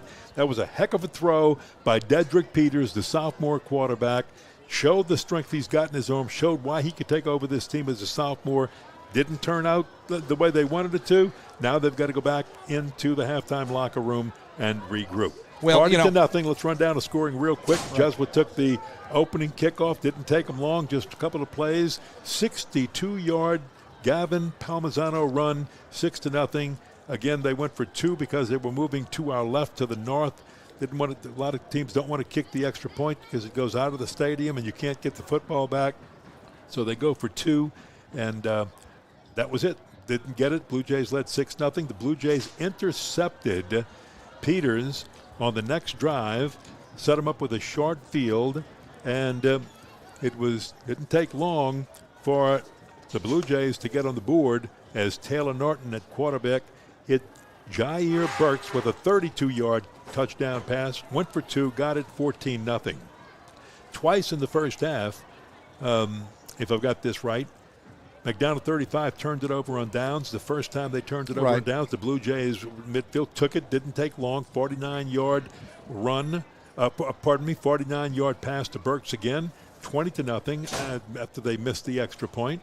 And then a long sustained drive at the end of the first quarter, which took the Ron Eagles of McDonogh 35 into the second quarter, got them down near the 10-yard line. They went for it, and on fourth down, got to the 1-yard line and couldn't score, turned it over on downs, and the Blue Jays drive down, and it's a 32-yard run by Gavin Palmisano for the touchdown, and at that point it was 27-0 Blue Jays, and then just a messed up drive after McDonogh 35 was backed up in their own territory, went for it on a fake punt on 4th and short, got the first down. 2 plays later, a holding penalty set them way back. They ended up looking at first, second, third and 39. They were that far back on the penalties, and they ended up giving that ball up. They punted that one away. The Blue Jays took it back over and drove for a touchdown again. This was another Taylor Norton pass to Roman Larray. That 15-yard pass made it 34-0. They held them. The McDonogh 35 Ron Eagles forced them to punt, and the Blue Jays took it in the closing moments of the first half and got that 1-yard run by Gavin Palmisano, and that's where we are, 40-0 in this game at halftime here at Pan American Stadium. Ken Berthelot, Wade Kaiser, our entire Crescent City sports crew, and we have something special for you at halftime here. The football playoffs began with a pair of games last night and are in full force this evening with 77 games across the state of Louisiana. Lenny Van Gilder and Ken Trahan break down all 8 brackets and look ahead to who could be playing in the Dome 4 weeks from now. It is week 1 of the high school football playoffs, one of our favorite times of the year. We're here at Musbertolino Stadium, Ed Daniels Field. It was our friend's favorite time of the year, or at least one of his 2 favorite times of the year, along with Endymion Saturday. It's probably a dead heat as to which one topped that list there. But I guess, in the fall you can claim this one as your favorite, and we always look forward to breaking it down. So why don't we get right into it? 31 years, 3 tailgaters show Saturday mornings. That was his favorite time of the year, all year long. But go ahead. Okay. All right. Let's start on the non-select side in Division I. And a North Louisiana flavor at the top of the bracket, the highest-ranked team on the Division I non-select bracket locally is Destrehan at number 3. Let's start there. Let's start with who you think the favorites are. Well, Ruston Neville, of course, from 2-5A, great district, phenomenal district, and they're really good teams. They beat each other off this year in that league by and large. Destrehan's faced really good competition. They've got really good skill, which gives them a great chance, and they're battle-tested. Denham Springs is the newcomer at 4, and watch out for the Yellow Jackets, but they've got some traditional powers to deal with there. In terms of other teams, I think, to watch for, certainly in the single-digit range, Southside, an emerging power in the Lafayette area, state championship coach and Jess Curtis. It's a big school, good facilities, good football team. West Monroe, of course, at 10, same district in 2-5A, obviously has a shot there. And speaking of 2-5A, if you want the lower seed, the dark horse, if you will, that would be Ouachita Parish. Same league in that district. Their only losses were to those teams, and they played a very tough schedule. They're at 14, and I think they're another team. The Lions are a dangerous team as well. It's all about who you play, right? It's that gets you ready for this time of year. Let's move on to Division II non-select. North DeSoto is sitting there at 1, but you got a couple of local teams that have got first-round byes in Belle Chase at 3, Lakeshore at 4. Your thoughts on Division II? North DeSoto's the favorite. Now, Luke Delafield's a starter for 4 years at quarterback, multiple state championship coach, and Dennis Dunn. They've been there before a couple of years ago, and they've been undefeated this year all season long and look really good. Iowa's undefeated. Really good football team from Southwest Louisiana. You mentioned Belle Chase. Similar, one of the best coach teams, I should say, in the state when you think about what Coach Myers has done over an extended period of time. But they're big and physical this year, and they had a signature win against Shaw. And then, of course, you're talking about Lakeshore and another state championship coach, Brent Indest. He's been there, done that. Extremely well-coached team, an offense that you don't see much, and they're going to make you beat them. In terms of other teams to watch, look, the most dangerous team in my mind that could actually win the state championship is Franklin Parish. They have Division I signees, LSU included. They're dynamite talent-wise, coached by Adrian Burnett, former Tulane star, and they're really good. And then, of course, Franklinton, who was in the Dome a year ago. Anytime you've got that experience and you got a state championship coach and Nick Saltformaggio and a quarterback and Jacob Crane that's really good, they're dangerous. And don't rule out Cecilia, last year's champion at number 13. The record might not indicate it, but look at the points they score. They have scored an enormous amount on virtually everyone they've played. That's a dangerous lower seed. Yeah, and they've come that route before. As you go to Division III, you see, among the top 4 seeds there, one of the things that intrigues me is you look at the bottom of that bracket is a possibility of St. James and Sterlington. Again, St. James had to avenge what happened in the Dome 2 years ago to get back last year.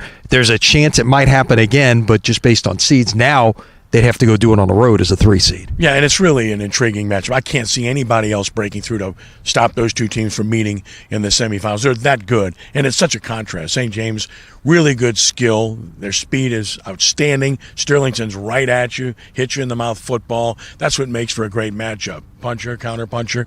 Look forward to that in the semifinals. I think it's going to happen. And then, of course, you mentioned Gina. The Giants have been giant offensively. Again, look at the points they've scored this year. Kinder, really good football team from Southwest Louisiana as well. Erath at 5 is a really good football team. Oak Grove, very dangerous at number 6. They just beat Ouachita Christian.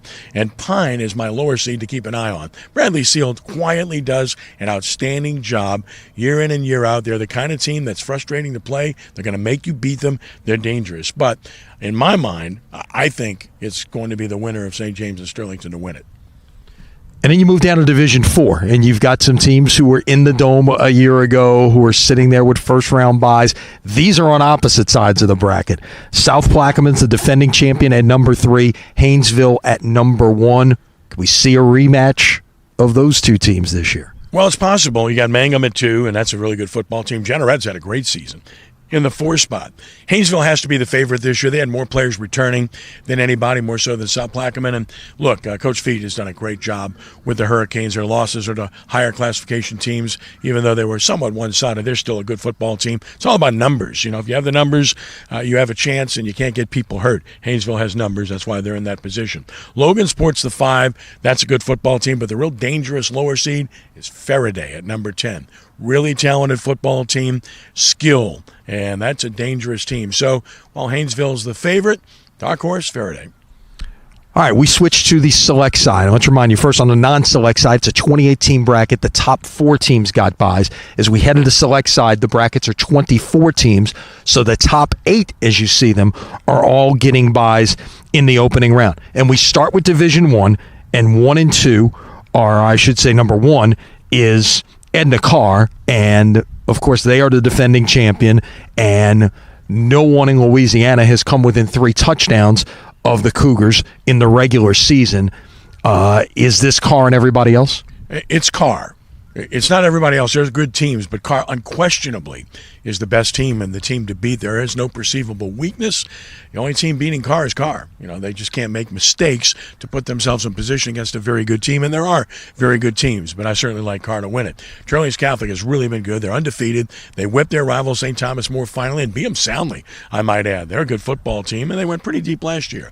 The dangerous team to me as well is St. Augustine. Now, they have an injury at wide receiver, which really hurts, but boy, Robert Valdez has done a great job. They got a terrific quarterback in Coulon. They're sound on defense, extremely well coached. That's a really good football team. And, of course, Catholic High, the 4 seed. You know all about Catholic. They're Catholic. Each and every year, they're going to make you beat them. They're the only ones that played Card of the Wire a year ago. Alexandria is really good again this year. They're in the 5 spot. Definitely a contender. Can't ignore John Curtis Christian in the 7th spot. It's all about the draw. And as far as the lower level seed, it's hard to see someone breaking through in the double digits in this class studying it. But you can't ever ignore Acadiana. They started 0-3. They're 7-3 now. And they've got a rematch game with Carencro, which will be tough. All right, as we move on to Division II, St. Charles Catholic, a great rebound story this year. 7-loss team last year, back to what Comet fans expect under Wayne Stein and before that under Frank Monica. They are the number 1 seed. A tough schedule, and they came out of it with just 1 loss. They did, and they've earned it. They've played great football. They're so sound in every area, as well-coached a team as you'll find in the state of Louisiana. But they're probably lamenting the draw because, based on the draw, the semifinals, they'd get University Lab, who they scrimmage every single offseason, and U-High gets the best of that most of the time. U-High's really good. They're in the 4 spot. Lake Charles College Prep, very talented football team in the 3. Loyola Prep, with Restovich, who's put all kinds of incredible numbers up at quarterback this year, is the 2. The dangerous teams, Madison Prep at 5, really good. Played U-High to the wire, jump ball game. Vanderbilt Catholic, 1-loss team, very good. Can't ignore Archbishop Shaw, struggling to score lately, but that's a good football team. E.D. White is always going to be there, and they're playing their best football, big win streak. Leesville, the double-digit seed I would look for there. That's a team that's played a tough schedule this year. All right, we head on to Division III, and Lafayette Christian. Again, they are back where they're accustomed to being as the top seed in a bracket that, in my mind, is really has the potential to be wide open. Yeah, I think of all the brackets, this one, along with Division IV Select, has the most contenders. Lafayette Christian's a favorite. There's no doubt about that. They played the toughest schedule. They were fantastic. Lost a game at Shaw, and that's not a bad thing because Shaw's a good football team, but it was surprising how it happened in terms of results, but they were great otherwise. Notre Dame, Louis Cook, as good as it gets, one of the greatest coaches ever, lost to Lafayette Christian during the season. And Jules Sumner is undefeated. This is a really good football team. Ross Career's done a great job. They're physical. They run right at you, and they have some signature wins this year. Newman's the 4 seed, and you got to give Aaron Weiss credit. He took over a program. The numbers were lesser.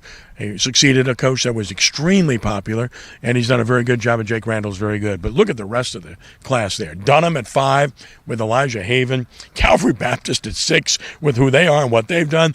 Lafayette Renaissance Charter, really good football team. Bunkie at 8, undefeated last year, great season this year. Catholic New Iberia, defending state champion. Amite, really good football team. As for a low seed, don't sleep on 4 and 6 De La Salle. They played the toughest non-district schedule of anybody in the state, and they won 4 of 5. Physical up front, really good running backs. Stay tuned. They're in 18. We will watch, and then we head to Division IV Select to wrap things up. And you mentioned it's so wide open that the defending champion is way down here in this bracket. That so it's where do you start other than at the top seed Westminster Christian? Well, Westminster Christian Opelousas, we have to clarify that because there's 2 of them.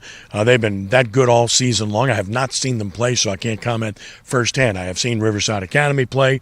Really good, physical up front, really good running back, extremely well-coached team, definitive threat. Hamilton Christian, the 3rd seed, good team. Catholic Point Capilla is the 4. But, boy, this goes deep because Ascension Catholic's been there, done that. Really good program. They're at 5. Ascension Episcopal, really good team, is at 6. And maybe the favorite to win it is Washita Christian, and they're at 7. They lost to Oak Grove Week 10, but they're 9-1 and really good. Covenant Christian, good football team at 8. Southern Lab, state championship pedigree, they're at 10. Would you like to play them? Or Kentwood in 11, state championship pedigree. Would you like to play them? I mean, that's a very, very stacked class in terms of teams that have a chance, in my estimation. Yeah, Kentwood's got to open with the defending champion Vermilion Catholic. So that just goes to show you how crazy it is. And, of course, teams are different from one year to the next, but it always seems like we're talking about Southern Lab and Kentwood coming out of the weeds in this bracket. I think they did it a year ago, in fact. So that's the way it works out. When you're playing tough schedules, a lot of times you're going to end up with a lesser record, and you're got yourself ready to be a dangerous team this time of year. 4 weeks from now, we will be in the Caesars Superdome, getting ready to crown some state champions. And stay with us at Crescent City Sports. There's no better place to keep up with everything that's going on in the high school football playoffs, including our always popular scoreboard sponsored by the All-State Sugar Bowl. Check it out as well. Ken, have a great time in the studio Friday night, and we look forward to seeing everybody at the games. Will do. Hi, Ed. Great to see you, buddy. God bless you. We're back at Pan American Stadium here in New Orleans, City Park, where at halftime the Jesuit Blue Jays lead 40-0 over McDonogh 35. So the lower seed, 17th seeded Jesuit Blue Jays with the lead over the 16th seeded McDonogh 35 Ron Eagles.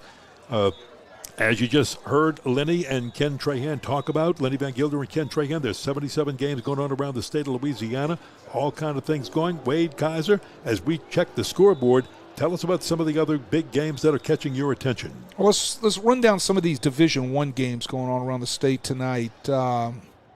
Some select and non-select scores. Let's start with some Division I guys first, okay? Fourth quarter, 56-7, St. Paul's over Pineville. Second quarter, right across the park from us at Tad Gormley Stadium, Brother Martin in a fist fight with Liberty, 7-0. Wow, Liberty, I've heard, has a tremendous amount of speed, and Brother Martin must be having trouble handling that tonight. Second quarter, Hammond 21, Captain Shreve 41. Third quarter, Acadiana 22, Karen Crow 14 in a battle. Holy Cross and Rummel, right? Everybody in the city wants to know about that one. In the third quarter, it's the Raiders 17-0 over Holy Cross. Second quarter, St. Thomas More 14, Lafayette 0. A final from last night, it was a rematch. Bonneville beating Riverdale 28-14. At halftime, Westgate 43, Airline 7. Second quarter, down the bayou, Natchitoches Central 21, Terrebonne 14. We saw Terrebonne earlier in the year. We knew they were going to be a playoff team. They're down 7 to Natchitoches Central right now. Third quarter, Southside out of Lafayette 31, Prairieville 14. New school that has started up second year, I believe, playing varsity football. Wow. Good job for them getting into the playoffs. Absolutely. Second quarter, Central of Baton Rouge 32, Dutchtown 10. Second quarter, East Ascension 36, West Ouachita 3. Second quarter, Zachary 21, Salmon 3. Fourth quarter, Ouachita Parish 17, Sanama 14.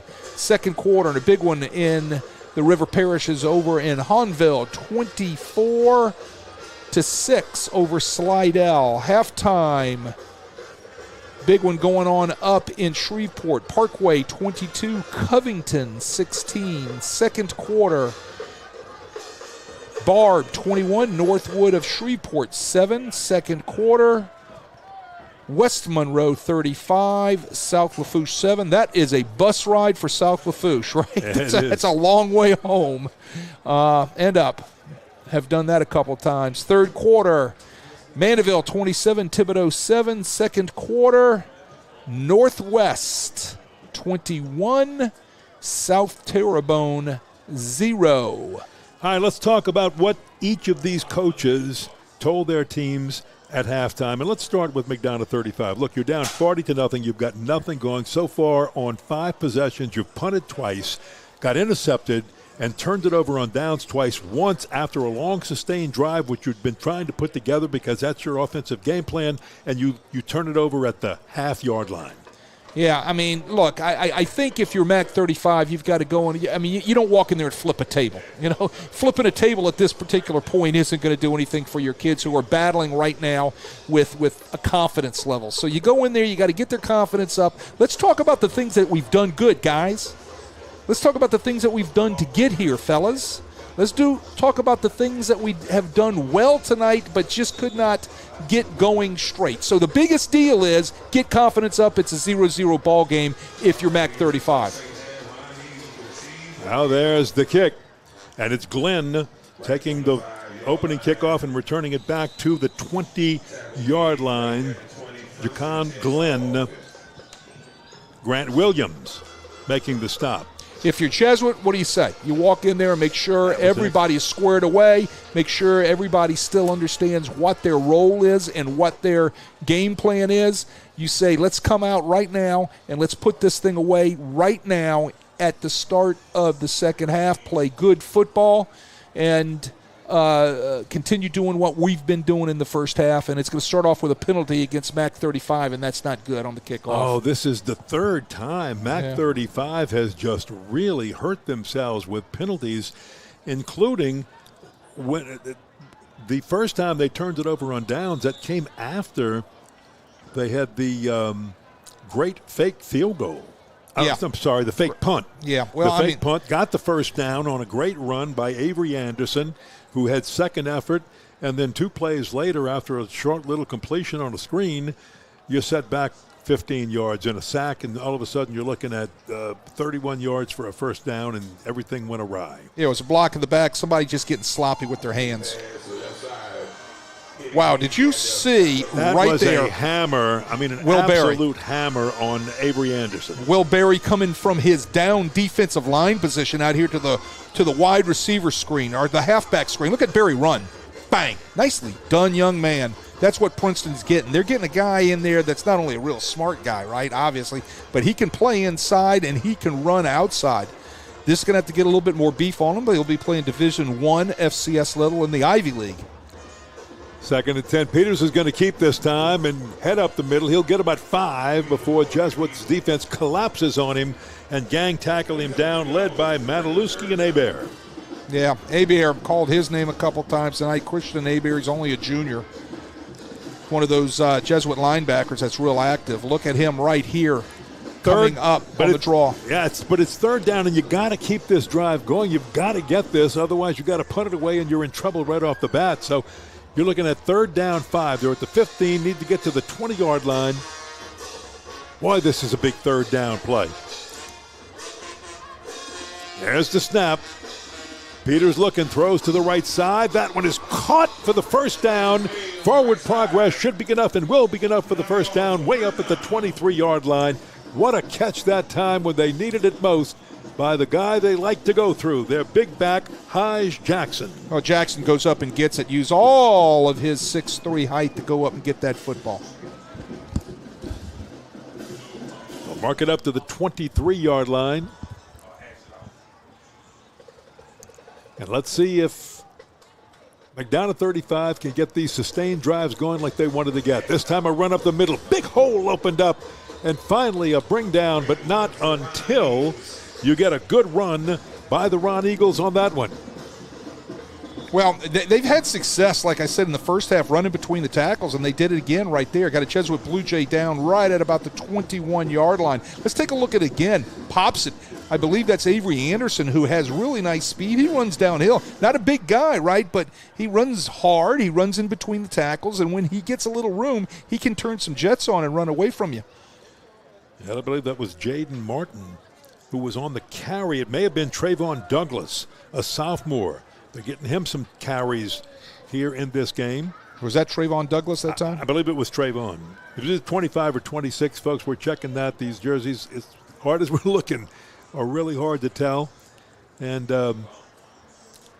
but as the Blue Jays attend to, and that's the one thing you don't want to happen in a game like this. You've got a big lead. Everybody wants to play hard, but you don't want anybody to go down with injury, with Edna Carr awaiting the winner of this game tonight. That's Logan Boutte.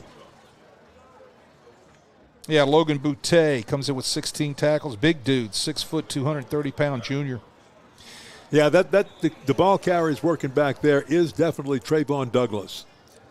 So you can see in him resting Avery Anderson a little bit. Anderson should get some carries. And most importantly, they're trying to find a way, the Ron Eagles are, to get Hige Jackson, their big 6'3", all-district wide receiver, into the action. So there again goes Douglas, and he's pushing up to the right side. So I like what Frank Daggs is doing here. Look, we've tried the guys that usually do it. Let's see if we can bring some fresh new legs into the game and see what they can carry, and they're letting a sophomore do it, and he's getting the job done. Well, here's the deal, though. He's running his offense. He's treating it as it's a 0-0 game, and that's what he's trying to get his kids to understand. Hey, it's 0-0. Let's go out and run our offense and try to get back into our game plan and do what it is that we do well. Peters looks to the left. He's got some time. He throws it a little bit behind the receiver. It's picked off. Picked off by Punicky. Cuts to the inside. Punicky still going, and Punicky returns to the 26-yard line. Coleman Punicky just gets his second interception of the year, and that's the second Jesuit interception of this game, as Jacoby Trudeau had one back in the first half. Watch Punicky, all right? He's going to go up after this ball. It's a fake screen. He uses his right hand and snatches it out of the air. Did everybody see that? What a great athletic play by Punicky. Let's see if we can get that run one more time so we can show this prowess by number 3. Yeah, wow.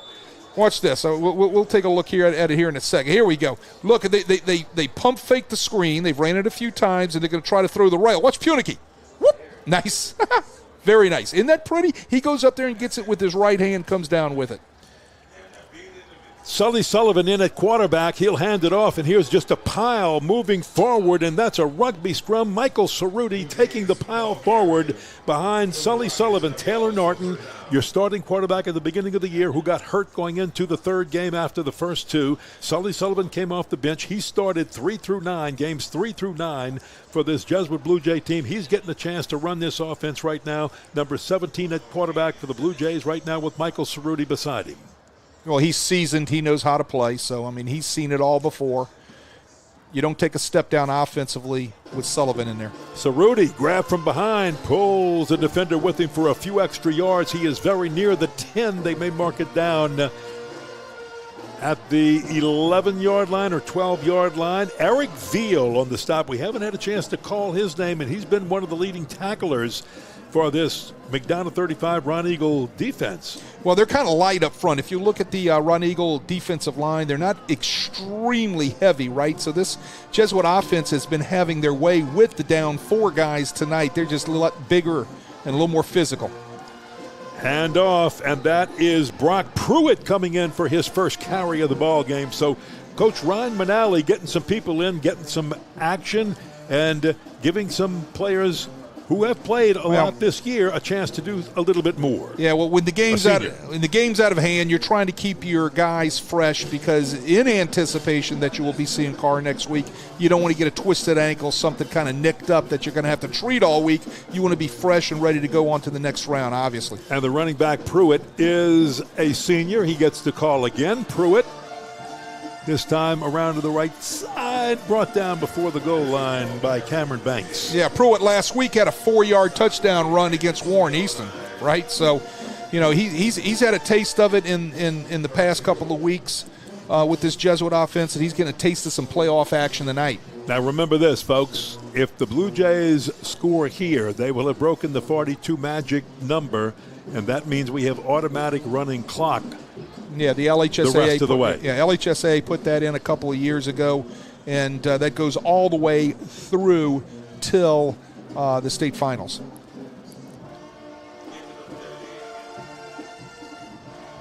From the 3-yard line, Pruitt pushes forward. He stood up. Second effort, a big push, and he gets down to about the 1-yard line. It'll be second down and goal for the Blue Jays. Remember, our officials are from the Lafayette Association, as picked by the LHSAA, as Wade explained earlier. Yeah, it's not like what it was in the old days where the two coaches had to agree on an association before the week of the game, and it just got to be a pain, and the smartest thing they ever did was let the LHSAA take it over. The assignment secretary out of the LHSAA just goes ahead and signs all the playoff games. Let's see if Pruitt can finish this drive. The handoff to Pruitt straight ahead, stood up, and he might be stopped. Let's see. Close. Watching, not yet. He's at the half-yard line. He's got to get his shoulder pad level down. He took that up in the chops. Watch how high his shoulder pad level is here. Justin Ross is going to hit him. Watch. Boom. See, Boom. he's up. No. You got to get that pad level down, babe. You got to get it down about thigh level and use that forward body lean when you're inside that one. Got some help from Eric Martin on the stop. It's at the 1 yard line, 3rd down and goal. By the way, Jesuit not too worried about it. They're just running some clock as they do this, comfortably in the lead, trying to give some of the extras some playing time. Let's see if Pruitt gets the call. You've got to let him finish this. Wait, he got it so close. No doubt. All right, Pruitt with the call. Big hole this time. Go. The offensive line opened it up for him, and Brock Pruitt in for a 1 yard touchdown run with 5 minutes and 43 seconds to play in the third quarter. Jesuit now up 46-0. Well, it's nice to see the senior get that opportunity, and bravo for the Jesuit coaching staff giving Pruitt his shot. Last week was senior night for the Blue Jays, so it was good that they got that win. As Ryman Alley explained, that it was great to be able to play a lot of guys, especially seniors, in that ball game to get the last taste of Catholic League football. Now this drive coming after the Punicky interception, the second Jesuit interception of the night. Punicky got the second one, and Jacoby Trudeau got the first one. You got flags all over the place. Number one, that thing was almost blocked. There was a problem with the mechanics. I don't know what happened with the mechanics there at Jesuit. It was a miss PAT, and then you've had all types of flags right after the snap, and it looks like some sort of personal foul on Jesuit. How can you rough your own kicker? He pointed the wrong way. Was that against Mac 35? Either that or the. Is he telling us the penalty would be assessed on the kickoff? Yeah, that's the only thing I can think. That's got to be what he's telling us. I don't know exactly. Yeah. We didn't get to see it on the film, but somewhere along the line there was a personal foul. We'll see when they line the thing up for the kickoff to see where exactly and who got the personal foul. But flags were out all over the place real quick, so something had to happen, like somebody shoved somebody late, pushed somebody late, hit somebody late, something along those lines. Well, 2 interceptions by the Jesuit defense. The Jesuit defense forced 2 turnovers on downs, one at the 1 yard line to stop and keep Mac 35 out. Then they forced 2 punts, and that's been the story of the 6 possessions that Mac 35 has had in this ball game. So Jesuit getting ready to kick off, and the penalty was assessed. Assessed against Jesuit and on the kickoff, and here we go. Had to be 15 yards, so they'll be kicking off from their 25-yard line. And let's see, we should have running clock as of now, right? Well, because we just got to 42. Once the ball's put in play, it should end up being a running clock. Running clock. And that is automatic. So with 5 minutes and 43 seconds to play in the third quarter, we're getting set to move to a running clock, with the Blue Jays leading 46-0 and kicking off from their own 25 after the penalty on the extra point. Yeah, because you and I were wondering if we were going to see how a team could rough their own kicker, right? Yeah, well, I mean, again, our vantage point here, we don't always get to see those things, and the number of cameras that we have working, we don't always get the call from the officials.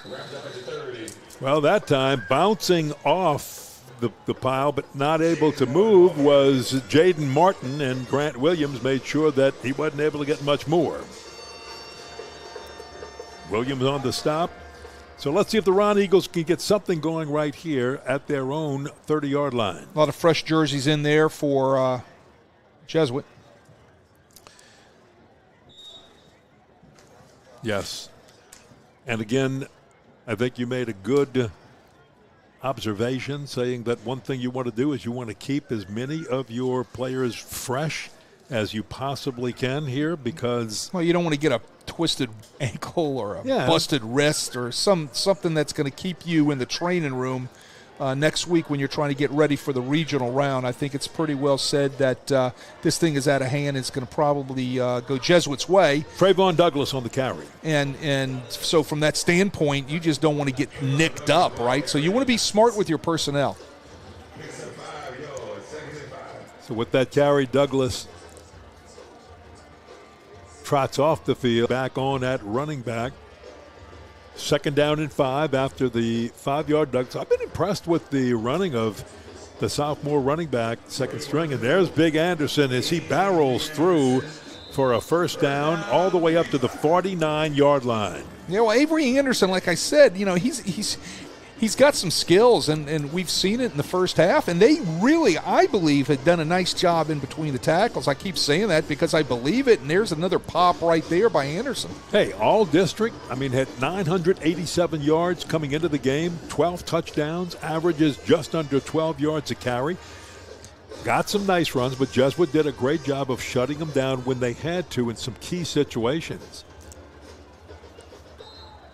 Hand off again, straight ahead, and that's Anderson one more time, stopped by Julian Alvarado. Yeah, he's had a couple tackles tonight. Alvarado has filled in a little bit with the sophomore. First group. Yeah, and he's getting a little sophomores getting some time there, and he makes a nice tackle.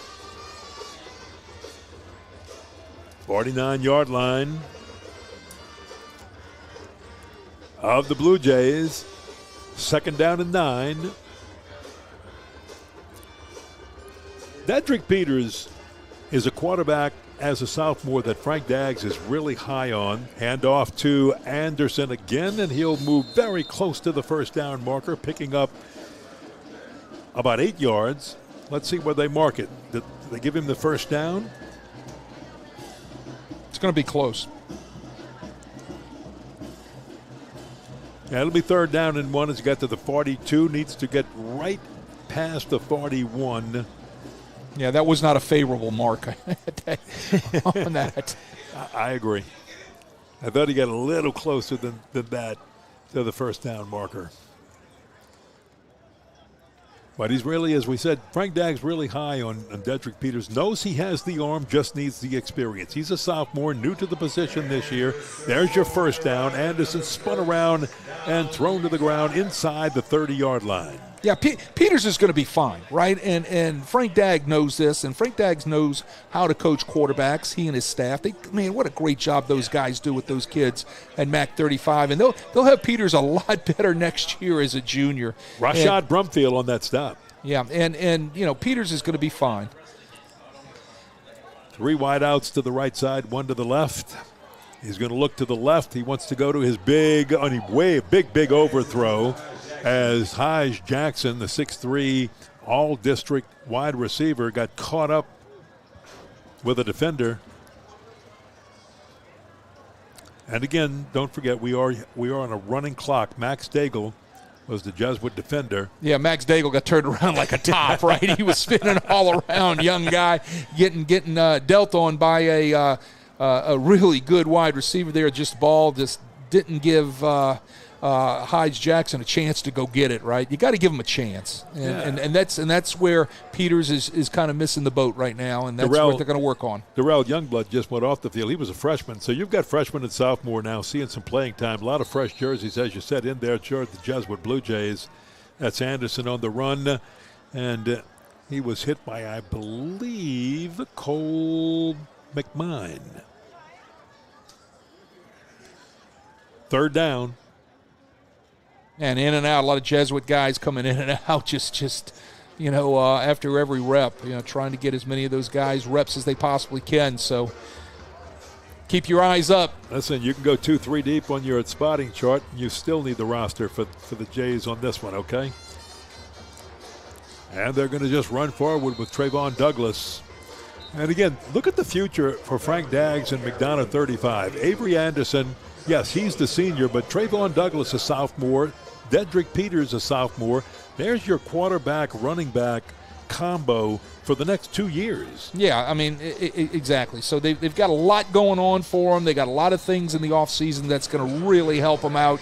And Frank Daggs, he's been around a long time. Like Frank and I were talking tonight before the game, like how long have we known each other? And I tell you, he knows what to do. He knows how to get this thing going right next year. Tonight's coverage on Crescent City Sports is brought to you by Game On Social Hub at 2421 Veterans in Kenner. With a full-service restaurant, arcade games, bowling, axe throwing, and laser tag. Game On has it all. They're open till midnight tonight and on Monday nights at 6. Join Ken Trahan with special guest for the Saints Hall of Fame show. That's Monday nights at 6. It's also on 106.7 The Ticket, live from the Game on Social Hub. This week's guest, ex-Saints player, Buford Jordan. Love it. What a great player he was. Forgot that into that we went to running time, and that third quarter got away from us very quickly. Correct me if I'm wrong. Buford Jordan played at McNeese. I believe he did. If somebody can I'm rattling text, if that knows me out there, if you're listening, can you text that in and let me know? Lori Lyons, are you listening? Lori Lyons, if you're listening to me, please text me and let me know. I think Buford Jordan played at McNeese. He's a homegrown boy from the Lake Charles area, if I'm not mistaken. Yeah, I should know that, and it's not coming to me. Well, you know what that is, right? That's age, Yeah, buddy. We're not getting into that. By the way, Saturday on Crescent City Sports, our winter-long coverage of high school wrestling begins as defending Division I champion Jesuit plays host to St. Paul's. Our coverage begins just before 11 a.m. here on Crescent City Sports. Start the fourth quarter with a pass left side. It is caught over at the 10-yard line. Blue Jays converge to make the stop there. And that's caught on the far side. We have a flag thrown after that.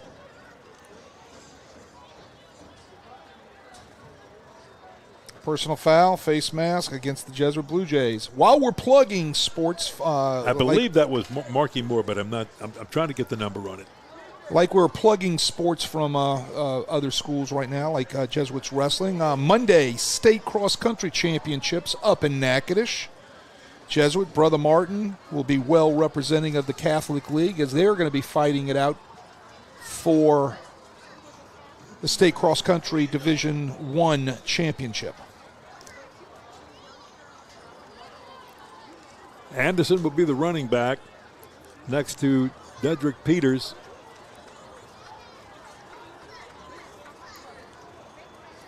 First and goal for the Ron Eagles. Hand off to Anderson. Takes it down. Boy, we had some players mixing it up in the end zone. No flag thrown. Anderson looks like he's down with a little stretching of the hamstring there. I don't know if it's a cramp or if he slightly pulled it. Well, they've worked him pretty good in this ball game. Don't have the exact number of carries, but he has been a workhorse.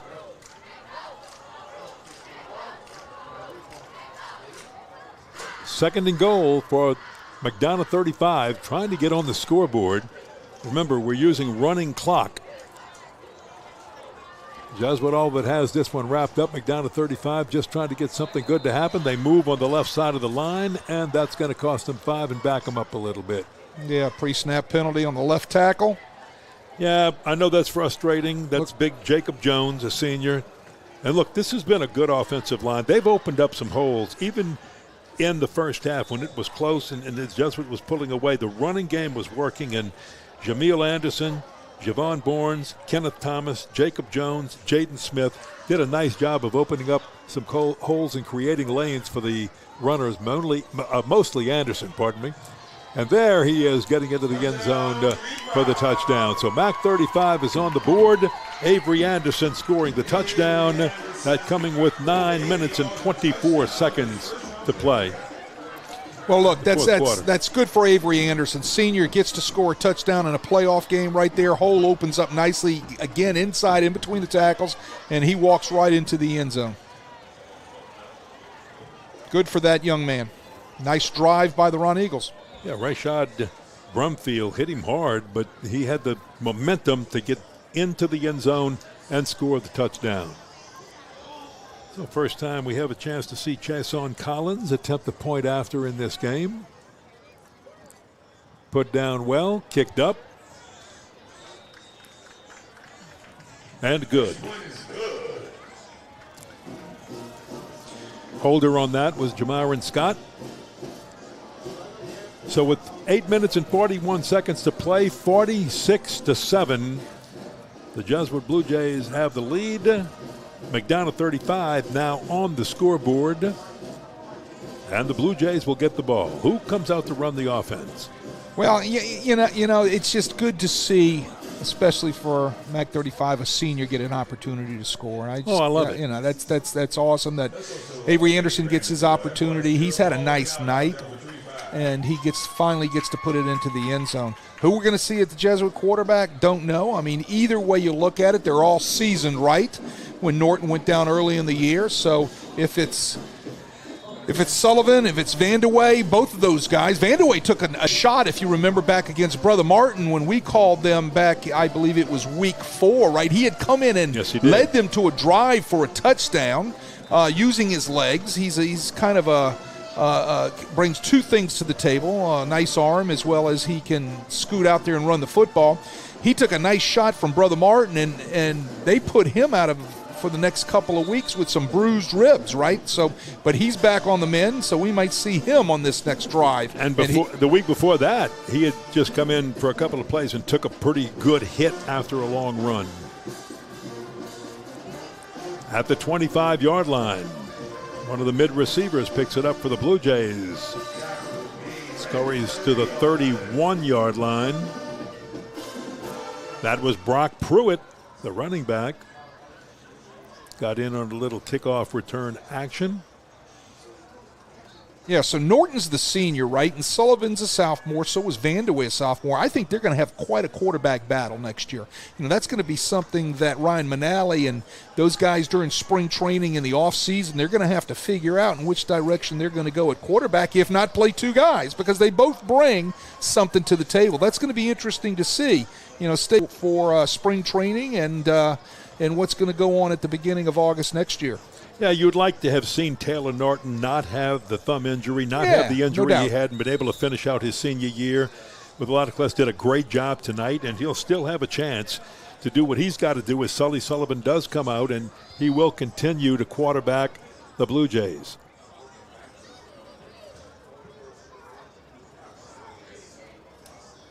Yeah, they're going to work that 40-second clock all the way down, as they should.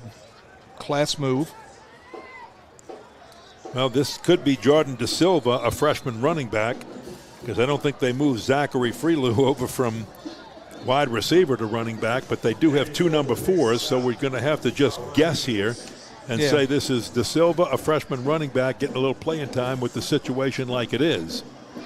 Well, good for him. Freshman getting a little taste of it, seeing what's happening. I'm sure he's going to be on the radar next year in the mix at the running back position. Remember, they have Cerruti back as a running back. Yes, they do. And it'll be interesting to see how this freshman will fit into that equation.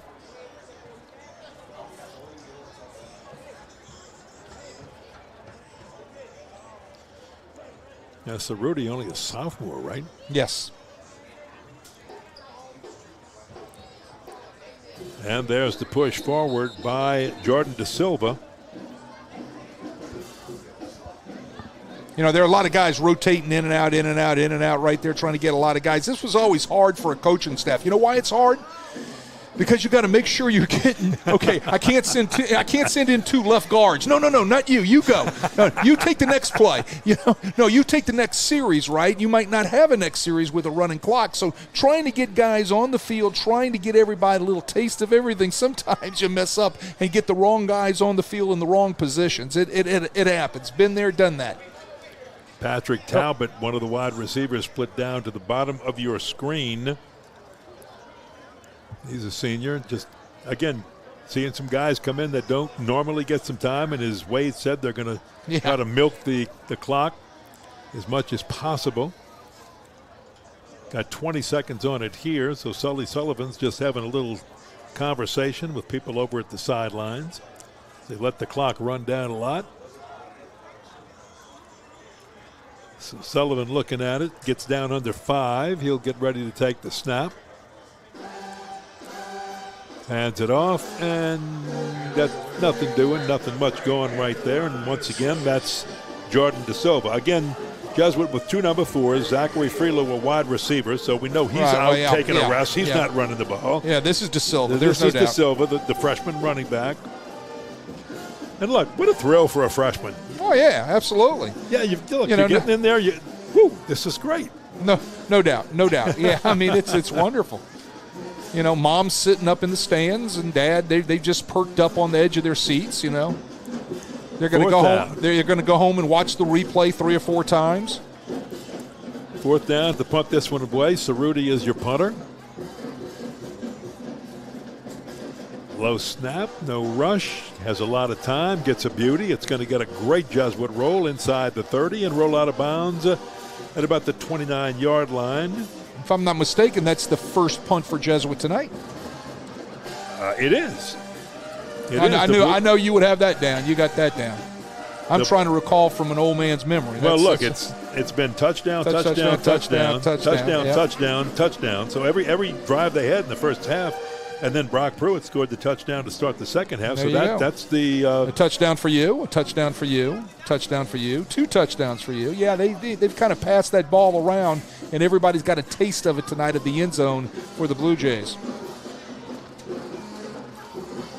Well, right now, a chance for Frank Daggs and the McDonogh 35 Ron Eagles. Look, you've got approaching 3.5 minutes in this game. Get some people in there. Treat it like you want to go down and get another score. Yeah, treat it like it's 0-0. That's what you got to do.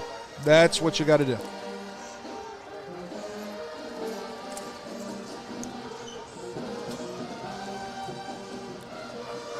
Hand off. And this, once again, is the senior, Avery Anderson. They're going to let him finish out, I think, his senior year running the football, maybe try to get him one more touchdown. What would you think? Absolutely. No doubt about it. I'd feed him until I couldn't feed him anymore. He deserves it. Came in with 12 touchdowns, got the only touchdown of the game. He's got 13 touchdowns on the year. Let's see if they can maybe just feed him and let him go and get that score. That would be real nice for the senior who has given so much to this program. And that, again, is Avery Anderson, 2-year starter. Went over the 1,000 yards rushing tonight in this game. Cole McMahon on the stop for the Blue Jays. Cole McMahon. I wonder if that is the son of Robbie McMahon, who played at Jesuit, also spent a long time coaching. He is now Dr. McMahon. Probably so. Well, if they're going to get that ball into Anderson's hands, they're going to have to move just a little bit faster, down to 2:15 on the running clock. Throw to the right side, caught by Jamiron Scott. It'll be second down, and about a little bit less than 5. Max Daigle comes up, the junior, makes a nice tackle right there. Let's talk about this. Jesuit, Edna Carr next week. All right, so how do you attack this team that's beaten everybody this year? Well, you first of all, you got 2 ways to beat Carr, right? I mean, number one, and we saw it earlier in the year with the team from Florida that they played, you got to match touchdown with touchdown, speed with speed. By the way, that was a catch by Calvin Cameron on the other side. Calvin Cameron, pardon me. Go ahead. Score with score, just like a tennis match. Yeah. You either turn it into a tennis match or way number 2. You limit their touches on the football. You slow down. You try to play to the point where you get the thing into the fourth quarter and good things can happen for you, right? So you've got 2 ways to play with a team like this. Peter spun to the ground hard at the 41-yard line. Look, in that game, Carr beat the Jesuit Blue Jays 41-0. So as a coach, are you worried about whether or not that's still in the mind of your players as you get ready for that game next week? Well, I'm not worried about the 41-0. I'm worried that my guys are looking at it like this is Carr, right? Yes. It's over after this week. Well, no. I think you got to train your kids, and you got to say, and they understand. You go out there and say, hey, let's lay it all out on the line and let's roll the dice and see where we're at. We're going to come up with a great game plan, and let's go take that game plan in and execute it, and let's roll those dice. Caught by Scott for the first down. Again, that's Jamiron Scott. A couple of nice catches by him in this game in the final 18 seconds. Can Mac 35 get on the board? Let's see if they can. This might be the last play of the game with the running clock. They've got to get the snap off. They do. They're going to throw to the end zone. They've got a man there, caught but out of bounds, and that's going to be it. The clock will run out Clock does not stop. Running clock. It was a great throw and catch right there. Once again, what about Dedrick Peters? He has really, for a sophomore, shown us something tonight. Well, he's going to be a good one. He'll have a great offseason, and I'm sure that Ron Eagles coaching staff will do a great job squaring that young man away, and he'll be looking forward to his season next year. Tonight's coverage on Crescent City Sports is brought to you by Lamar Crescent City Ford, the commercial vehicle center at 6121 Jefferson Highway in Harahan. Lamar Crescent City Ford. We got a truck for that. Okay, man, this was a game that the Jesuit Blue Jays owned from the very beginning. Again, they had 6 possessions in the first half, scored touchdowns on all of them. Gavin Palmisano with 3 runs of 62-32 and 1 yard. Again, Burks, he really had a great game also. So Jair Burks with 2 touchdowns, catches of 39 and 49. And then Roman Larray, 1 catch for 15 yards and a touchdown. Then in the second half with the running clock, Brock Pruitt scored the touchdown that allowed him to go to the running clock, a 1-yard run, and that got us to 46-0. With the running clock, the Ron Eagles of McDonogh 35 were able to drive down Anderson, the senior, Avery Anderson, able to put his 13th touchdown on the board of the season. 46-7 is how we ended here. But also 2 interceptions by the Jesuit defense. And let's credit the defense. Jacoby Trudeau got the first one, his second interception of the year. That was after the first Jesuit touchdown on the opening drive. The Blue Jays intercepted the Ron Eagles' Dedrick Peters, and then they were able to go down and turn that into a touchdown. And what could have been a tie game had McDonogh 35 been able to drive the field, wasn't. Instead, it was the Jesuit Blue Jay after the interception, 2-touchdown lead, and that was the big point there. One other interception by the Blue Jays came from Coleman Punicky, his second interception of the year. So overall, a great balanced offensive and defensive performance by the Blue Jays tonight. Yeah, it's great effort. Got to play a lot of kids there towards the end. That's great for those guys. Now the work gets put in over the weekend, put in that great game plan to be able to figure out how you're going to attack Carr and have a great week of practice and move on to the regional round. Great season for McDonogh 35. The coaching staff does a great job with these guys. They will have them back and ready to go. They'll be a playoff team, I'm sure, again next year. As I remind people of this one thing, your closing comments one more time, and I'm going to get this little promo in for everybody watching tonight, but your closing comments on how Jesuit gets ready for Carr next week. And remember to keep up with all the scores in the Louisiana High School Football Playoffs on the All-State Sugar Bowl scoreboard at CrescentCitySports.com. Wade, that comment and your final comments on tonight's game. Well, Jesuit's got to put together a great game plan, and they've got a great staff, and I'm sure they will do that. And like I said, you got 2 ways to beat Carr. Way number 1, you get in a tennis match. Way number 2 is you try to get it into the fourth quarter, shorten the game, play great defense, don't give up the cheap play, and make sure every one of your possessions counts somehow for points, right? I think that's the way they will choose. That's what most teams in the Catholic League try to do with a team like Carr. Carr is so good, so well coached, so talented, but they will come up talking about the Blue Jays, talking about a way in order to get their kids to execute, and that's what they're going to have to sell their kids this week. Hey, let's go roll the dice, right? Let's go roll the dice. Let's go execute. Let it all fall out where it's going to fall out, and play loose and aggressive. So that's how I believe they will attack the situation. Great camera work tonight by Robbie Usler on the camera. Rick Thompson, our spotter. Oh, man, my goodness. Matt Merritt, what a job as the producer. He was really going back and forth tonight, as we were, with the entire crew. And for Wade Kaiser, this has been, even with the lopsided score, was a game that was a lot of fun to watch. And, Wade, that's sometimes all you can ask for is games that are fun. And hopefully everybody enjoyed watching this with us. We want to thank everybody for joining us this evening. We'll have more high school playoff football for you next week. Check your listings and visit CrescentCitySports.com and our social media channels for the latest schedules. For Wade Kaiser and the entire Crescent City Sports production team that I just named, I'm Ken Berthelot saying so long from Pan American Stadium.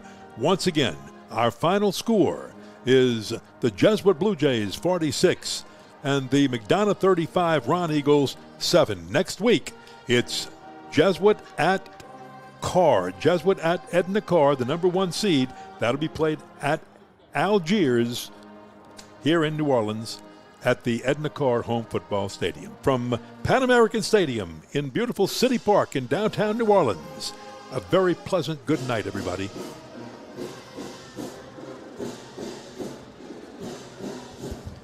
All right, boys. And I saw an ass.